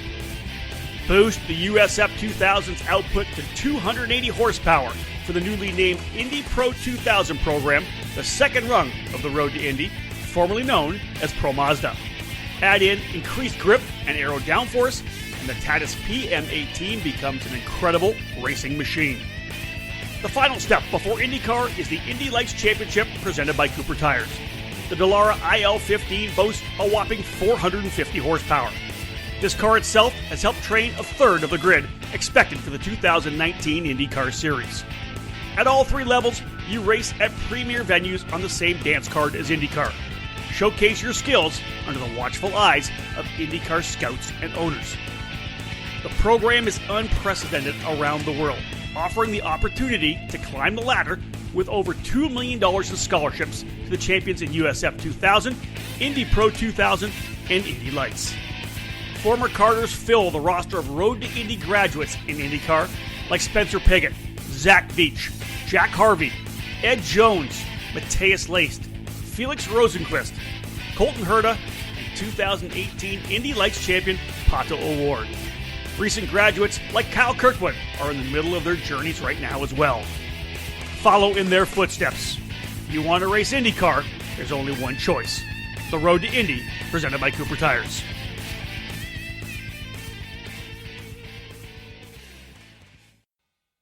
Welcome back to the EKN OutLap Preview Podcast. My name's Rob Howden, joined by David Cole, and we are looking at next week's SuperKarts USA SuperNationals, the 23rd running of the greatest race in North American karting.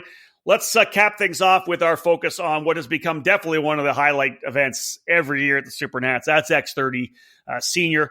David, 79 entries this particular category, what started as essentially Tag Senior, making its debut back in 2003. Yeah, 2003, that's kind of when the boom of tag racing kind of blew up here in the United States. SuperKarts USA added it as the, I think it was part of the Pro Moto Tour as well, too. Tag Senior and Tag Master were part of the Pro Moto Tour and then made their debut at the SuperNationals that year. 2004, then it was the next year. Well, 2003, we'll give credit to Chris Freckleton being the inaugural winner, racing aboard a GP. Not too many people know Freck knows how to drive, and so he is a SuperNationals winner. So make sure you pay your respects to him while we're in Vegas. You know, he is royalty. But 2004 was one of those crazy years again, and then this category has been crazy every single year, but this one really started it off. I remember it well because it was my first SuperNationals, and we had the Schechter brothers of Toby. Oh my gosh, I can't think of the other one. Schechter. Tomas, yes. Tomas. And so these guys going at it with guys who have been racing all year long, and you had different engine packages that were quicker than the others, and it was just a little bit of a chaotic race. And I believe penalties helped shape the final podium standings, and Toby Schechter was able to actually come away with a victory. And then after that, pretty cool, David Yurka, former winner, Daniel Morad, Joel Miller. And then we got a little bit more international with Emmanuel Pagani from Brazil winning, Taylor Minch. I think one of the most memorable finishes ever at the SuperNationals was in 2010, Andre Nicastro and David Serra. I think Serra started way back in the field, fought his way forward through everybody on the last lap, finally came through, caught up to Nicastro, and the two actually hit each other as they were crossing the line, with Nicastro actually getting the victory. That was probably one of the wildest finishes we've seen. No doubt. Moving forward from there, the Canadian Philip Orsic actually was able to get a big victory in 2011. Gabi Chavez had just won the Star Mazda Championship. Came out and ran, decided he was going to come out and run kind of a late entry. He ended up with a big victory for Gabi. I actually had a chance to act as the officiant for his wedding just a couple of weeks ago. He and his wife, Gabi. Did you say book it? I did say book it. I said book it at the end. It was on the script, except for the guy that was playing the music cranked the music up as soon as I was introducing them as a married couple, and not many people heard it. Juan Pedrojita was standing beside me. He heard it for sure, but I tried to yell it. The Australian Nicholas Rowe won in 2013. And remember Marco Mastranzi's win back in 2015 when he came from deep in the field on the top cart to win. Yeah, 14 that was. Yeah, it was the last, what we thought was going to be the last race at the Rio. So it was a very, he had a monster victory that year. And then the next year we moved over to the convention center, where it finally happened. Louis Pagano won a SuperNationals after years of trying. Very emotional victory for him. Same deal next year with Jake Craig. I think he was like maybe 15th on the final lap and came through what was chaotic. What a last lap battle that was, right? It was too bad it was so far away that we couldn't really see it up close. But I think he came from like third to first in the final 2 corners to be able to pull off that victory. 2017, Joshua Carr came away with the victory, the Australian, who now has been living here in the United States racing Formula or F4 US Championship. F4. And then last year, again, another last lap battle that came down to the final corners.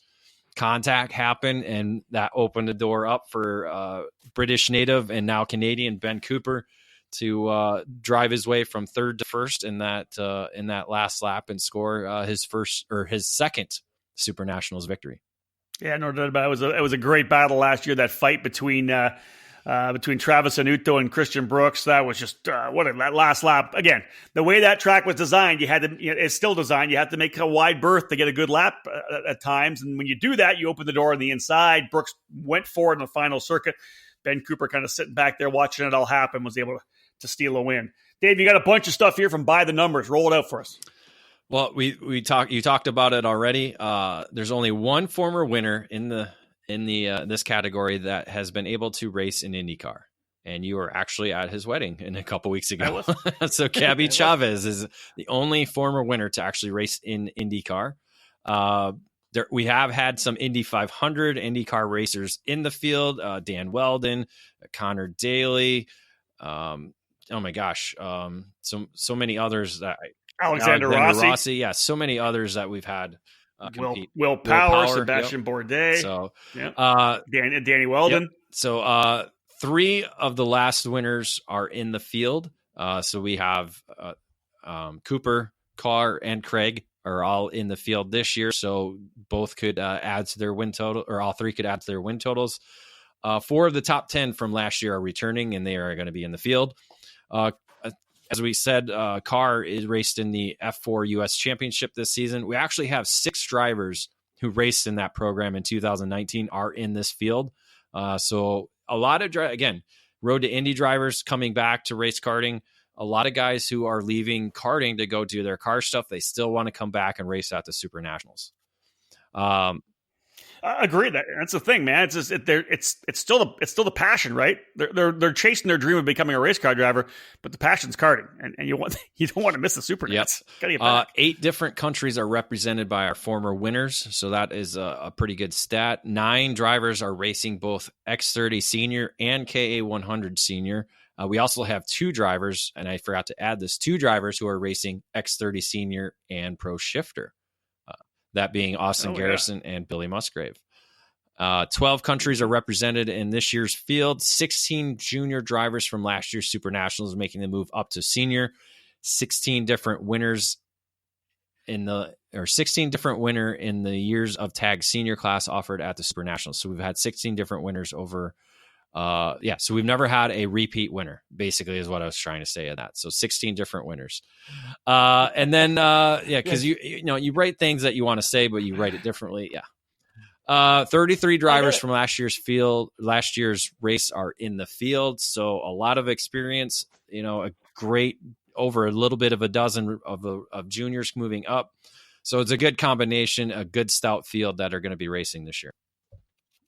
All right, I got my spreadsheet out here to look at these guys. Let me flip it over here. This is you and I talked before we did our predictions before we started the podcast that this was so hard because there are guys you can say, hey, listen, we're pretty sure they're going to be battling in the top 5, top 10. It's those 4th and 5th spots. You never know how they're going to shake up. You want to start? You want to throw some names out here as we kind of look at this X30 senior grid? Well, let's go Pro Tour. And because I put them at the end of the preview that we posted today, but I'll start with them today. Yep. You got to look at 4-time Pro Tour champion, 4-time straight Pro Tour champion, Ryan Norberg, something that is unparalleled to anything that we've seen in modern day karting. In my 25 years, I've never seen it like Norberg this. has been able to put it together all 4 years to be able to come away as a SuperKarts USA Pro Tour champion. This is only his fourth start at the SuperNationals. So again, that first year that he was racing for a Pro Tour championship, he had to come in here because, again, the SuperNationals counted as a Pro Tour event. He had to come in here, and he was able to avoid the obstacles and the collisions and the wildness that is Super Sunday, and finished 8th that year to earn the championship. The last 3 seasons, as we know, we've had the SuperNationals be a standalone event. So I think 2017 he was able to come in and be a little bit more comfortable, and came away with a 5th place finish. That was his best result thus far. Only finished 25th last year. So we'll see which Norberg shows up for the SuperNationals.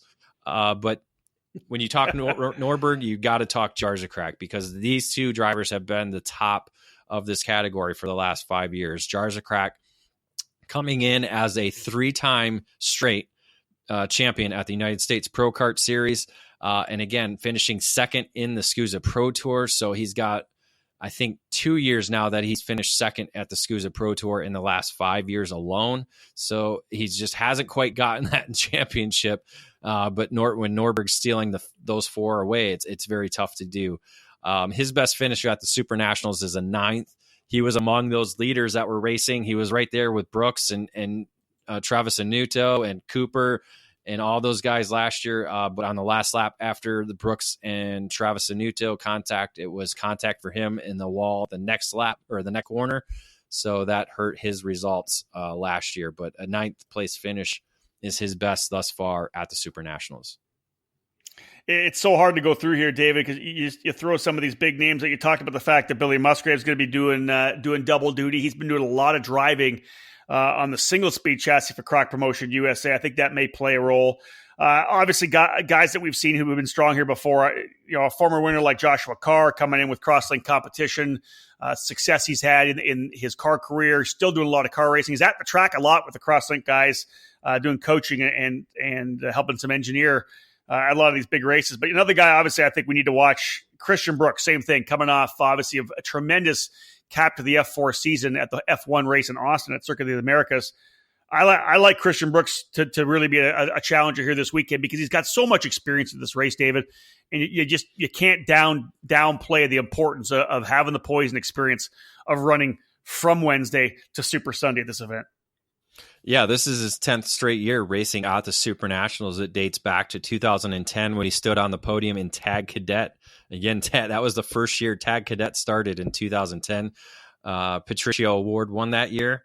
He is an IndyCar. He finished 5th. Well, where's Christian Brooks going to be? He could be somewhere next year. We're not quite sure. But that F4 season was this year was pretty good, and winning in front of the group that was at the F1 Grand Prix at Circuit of the Americas could help him go a long way. He stood on the podium in this class in 2015, so he does have that going for him.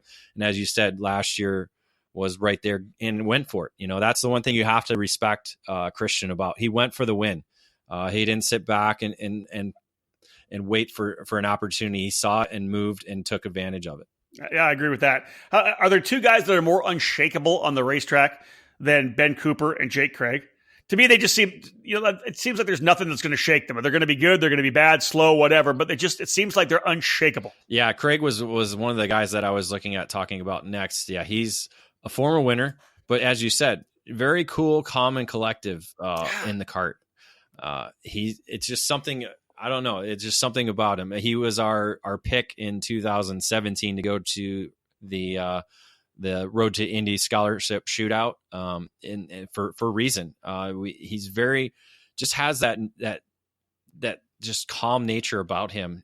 Got a poise, and he just carries himself with an air of class. Both, yeah. I was going to say both in the cart and out of the cart as well. It's just, just solid. And he's got 1, 2, 3, 4 top 10 finishes since 2012. So he's, yeah, I definitely see him as being one of the contenders this week. Aside from Cooper, the only other podium finisher to come to this year's event, Ryan McDermott, finished 5th last year. He's been focused on his F4 program in 2019. He's moved over to the Ryan Perry Motorsport tent aboard a Tony kart. So we'll see how he comes back to the sport of karting. Another driver with 2 top 10 finishes in the last 2 years, Alan Gali, the Brazilian racing under the CRG Nordam tent. He was right there in the mix as well last year. Definitely one of the quickest CRGs that was there last year. So we'll see if he's able to lead CRG towards the front this year. As I went down through another couple other guys, I think Austin Garrison's always the guy that's going to be fast. Another one, we'll see how she does, because she DNF last year. But did she DNF last year? Yeah, she did. I'm thinking about Hannah Greenmeyer. She's really started to she continues to step up her game, obviously since getting into the senior category. What do you think about Hannah's opportunity here this weekend? Yeah, she actually raced. She raced. She's been racing a little bit shifter stuff, and raced at Rock the Rio. Had a little bit of a tough weekend, just because of the field that was there regarding contact and stuff like that. But I think in the tag category, she's definitely there. We've seen it where she's driven from 20th up to the top 10, at least three times that I can think of. So, again, it depends on it's that team dynamic. We talked about it a little bit in X30 Junior preview last podcast. So we kind of have that a little bit in senior a little bit, especially with the powerhouse teams. We got Rollison Performance Group, we got PSL Karting, Nash Motorsports. All these guys, they love to group up when they go out there and practice, when they go out there in qualifying. So we'll kind of see, again, Hannah's working with Norberg. Norberg's basically the lead driver now under that tent. So we'll see how that works, because last year it was Cooper really that kind of took over that tent along with the Lupians. So all 3 of those guys are gone. None of the Lupians are racing. Cooper's moved over to PSL. So we'll see how Norberg and Mike Rollison can lead that group to see if they can get I think they had 8 drivers in the main event last year. So they have all 8. Yeah. All 8 of their senior drivers made the main. 4, 5, 6, 7, 8, 9. They have 9 drivers this year, not to mention Patrick Woods Toth, who was among the quick drivers at the SKUSA Winter Series. So he's another roller RPG driver that could be in the mix. So we'll see how that team dynamic works, because we've seen it work well for them. We'll see if it works well again this year. A couple younger drivers from the PSL camp I think we need to watch for too. Both of them actually former winners at the SuperNationals as well. Arthur Laced and Thomas Naveau, right? Winning in the junior categories. Mini Swift for Naveau. Yeah, Mini Swift for Naveau. Laced was a... Laced. Laced. Sorry. So make sure we get it right. Laced was a junior winner in 2015. Yeah, so they'll be teamed up with Ben Cooper. Obviously, we saw how well he worked at Rock the Rio. Had a number of drivers there. Thomas Naveau was right there until contact with Norberg. So we'll see how that kind of shakes out too, if they're around each other throughout the week. Let me throw out a couple of names here with the team from J3 competition. Dante Yu being one of them, and Oliver Hodgson being another one. I think those guys, obviously Justin Stefani and the crew, the Giacomellis over there on the comp cart. I have a feeling both of those drivers are most definitely going to be in the fight. Oh, for sure. Dante's hasn't been out of the seat much, but we saw him race at the Winter Nationals as well, along with Carr, because Dante's been in that F4 program throughout the year. But he's quick to jump back in the seat and be quick. And then, as you said, Oliver is a solid international driver.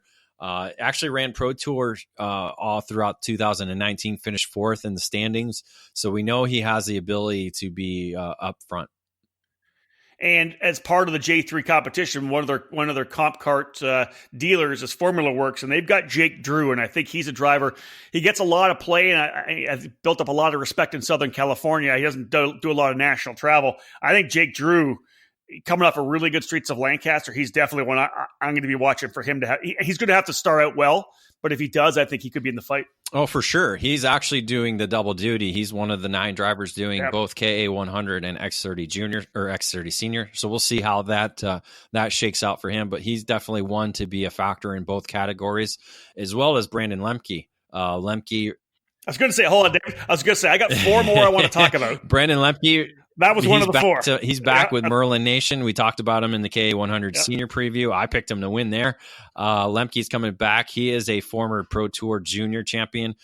So he's not had the luck at the SuperNationals previously in this category. He had a DNQ, not qualifying for the main event one year, and then a DNF the next year. So this is his third start in the last 4 years in the category. All right. So I got three more. One's kind of a long shot one-off, which I find very interesting.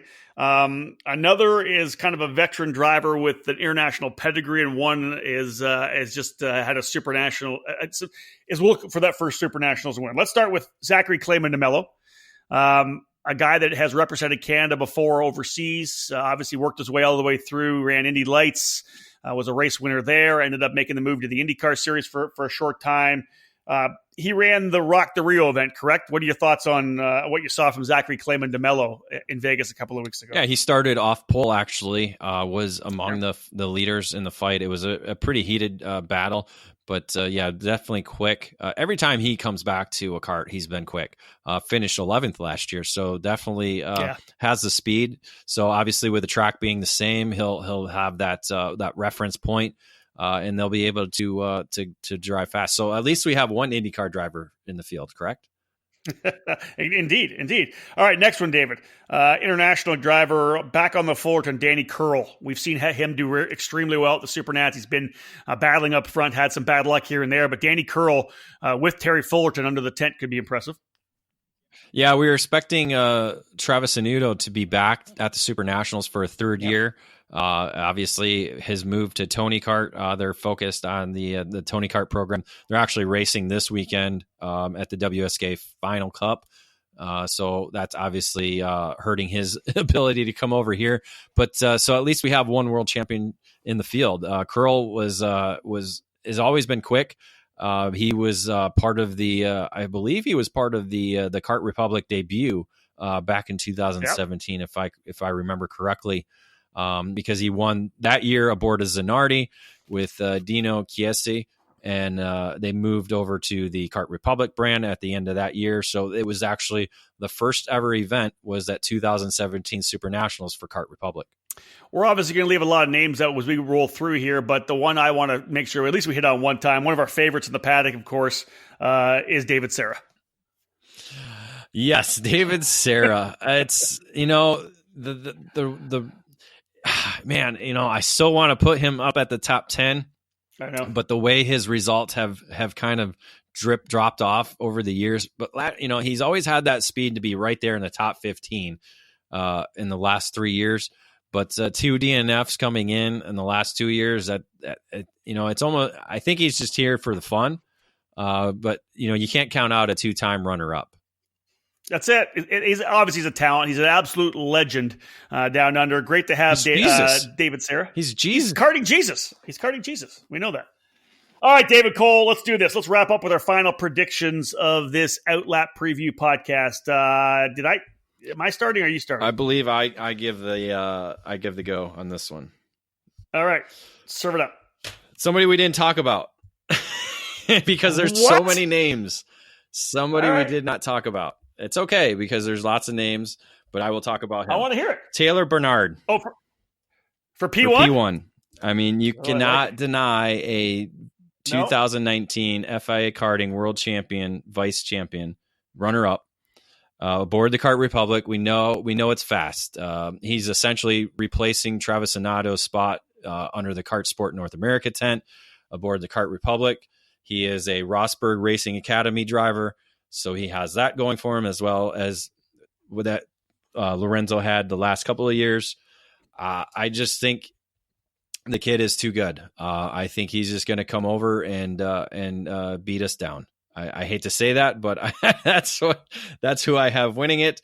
It might not be a shock to you, but I have him running second. We talked him up enough. I think we can keep him there. I have Jake Craig finishing second. I think he has that poise. It's kind of like how Cooper was right there. Wasn't really the leader for most of the race, but had the patience and calmness to put himself in the right position. I think Craig can do that. He was almost kind of right there last year. I have Norberg finishing third. I think you can't deny how quick he's been all season long. He is the top American that we have here, so I have him running third. I have Danny Curl in fourth. I think the world champion teamed up with another world champion in Fullerton. I think that's always been a fast package here at the SuperNationals. So I think those two combinations put them in the top 5. And then I have Ben Cooper in fifth. There's so many different names I could have put here in so many different orders, probably 30 different top 5s I could have put together, but I put this down first and I just stuck with it. You have to do that because, again, like I honestly could come up with probably 3 completely separate putting different people in, right? Depending on how things rolled out. Here's how I follow up. There's drivers get confidence, drivers get momentum. That's one of the things I've always seen, right? Wins breed wins, and it's just there's always, especially coming into the Supernats, I think you need to have a bravado. You need the experience, but I think you need to have the bravado. So here's my call. Here's the guy I'm calling for the win. I'm going Christian Brooks. I think he's going to get the victory. I've got Ryan Norberg, P2, just more and more experience at the track based on the speed he had at Rock the Rio as well. I got Norberg, P2. I've got Jake Craig. I got him in there for P3. I got Barnard that we didn't mention before. I got Taylor Barnard. As I said, you can't count him out. I got him P4. We'll see where he ends up finishing up. And then I've got Ben Cooper to round out the top 5. That's my top 5. Brooks, Norberg, Craig, Barnard, and Hoopa. We only have one different one in that, but that's all right. They're all different. They're all different orders. That's okay. Well, they're different order. It's only different order. All right, folks, that caps off our predictions for X30 Senior. David, I'm looking at the script that you gave me here. All right, so we're going to go over the predictions from what we did in 2018. This is you trying to beat. Yeah, I'll just do a quick little thing. So just so everybody knows our predictions. Yeah, I like it. Yeah, we'll make this put this up Monday or Tuesday, maybe up on the site so everybody can see it. Maybe even Wednesday, just so people can see it after they listen to this. We give out points: 1 for 5th, 2nd, or 2 for 4th, and so on. 5 for 5th, or for first place finish. We get 1 additional point for each driver in the top 5. So if we pick them in the top 5, even though they didn't finish where we predicted them, we still get a point. We get 5 additional points if we select all inside the top 5, and then 10 points if they are in the correct position with the correct names for all 5. And folks, we invite everyone. Feel free to get on to EKN, share it, whatever. Let's put your predictions up. If you want to put your predictions up, we'd love to see them. And you guys can gauge yourself against what David and I do. What happened last year, Dave? So last year, the score, I had 52 points. You had a mere 33 points. Yeah, you got the one where it was you had all 5 guys in the top. Yeah, so I had probably my bonus points were the best, where I was putting guys in the right spot in the right position. Because I mean, I only had 40 in the top 5. You had 40% in the top 5, correct? You had 38. So we weren't far off with the drivers who were in the top 5. It was just a matter of being in the picking or selecting the right position. As I mentioned earlier, I had all 5 in the Master Shifter make the top 5. You selected the winners in X30 Junior and X30 Masters, so you have that going for you. But I selected the winners in Micro Swift and Pro Shifter, so those were my categories. And then we both picked Kremers to finish second last year in KZ, and he actually did, so that was kind of ironic.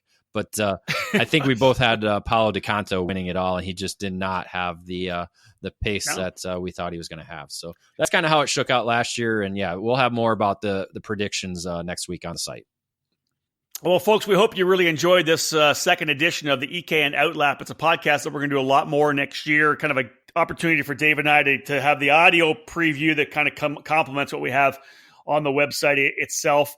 Follow us, of course, throughout the week on our social media channels, Facebook, Twitter, and Instagram. We're really going to leverage all 3 of those platforms throughout the entire time we land Monday night. We'll get things rolling on Tuesday, of course, all the way through to Super Sunday. We're using the hashtag @SuperNats23. We'll also use @EKN at SKUSA, which we always use. @EKN Radio Network, we'll be using that as well. Those of you who want to tune in to listen from qualifying through all the way to Super Sunday, ekartingnews.com/live. That's the way to get our live play-by-play throughout the entire week. SKUSA will have the Facebook Live video using our audio on Super Sunday. Make sure, do one thing. The great thing about this program, you're at home, you get a chance to watch the SuperNats. We know you love it. The way to grow this sport is to share that link. Every time you're watching it, every time you have to reboot whatever it is to get the next class, share that on your Facebook page. Share it to all your friends. Make a little comment. Hey, this is how cool karting is. This is what I love. If we get this posted out to everybody, more people start sharing, we're going to be able to get it to go viral to a certain extent. But sharing that Facebook when you're watching it, please. If all you do is share even without a comment, please do it, because that's the way we're going to be able to expand the knowledge, the awareness of our sport of karting. David, we're done, bud. Excellent idea with the new OutLap. This was a lot of fun. Looking forward. Dude, we're just a couple days away. We're going to be playing this all weekend on the EKN Radio Network along with episode number 1. But, dude, we're just a handful of days away from heading to Vegas. Very surreal that it's already here. But I know. It's November 15th. November has gone by really quick. Next week will go by even quicker, and all of a sudden it'll be Super Sunday, and we'll be on our planes back home, and it'll be like, what? That's it. What happened? Well, folks, David, first off, thank you very much. That was a lot of fun. We look forward to seeing how we do in our predictions. Otherwise, folks, we're heading to Vegas. The 23rd running of the SuperKarts USA SuperNationals just around the corner. Potential for, light potential right now, 30 to 40% chance for rain on Wednesday and Thursday. Cole's laughing his ass off. I'll take that as long as we're dry Friday, Saturday, and Sunday with low to mid 60s. We can deal with that. As long as we get a great Super Sunday, I'll be happy with that as well. Thank you so much for joining us, folks. We really appreciate all the feedback we get on our content here on the EKN Radio Network. We thank you for taking the time to message us. We are done, ladies and gentlemen. Time to head to Las Vegas. SuperNationals up next. On behalf of David Cole, my name's Rob Howden. Bye for now.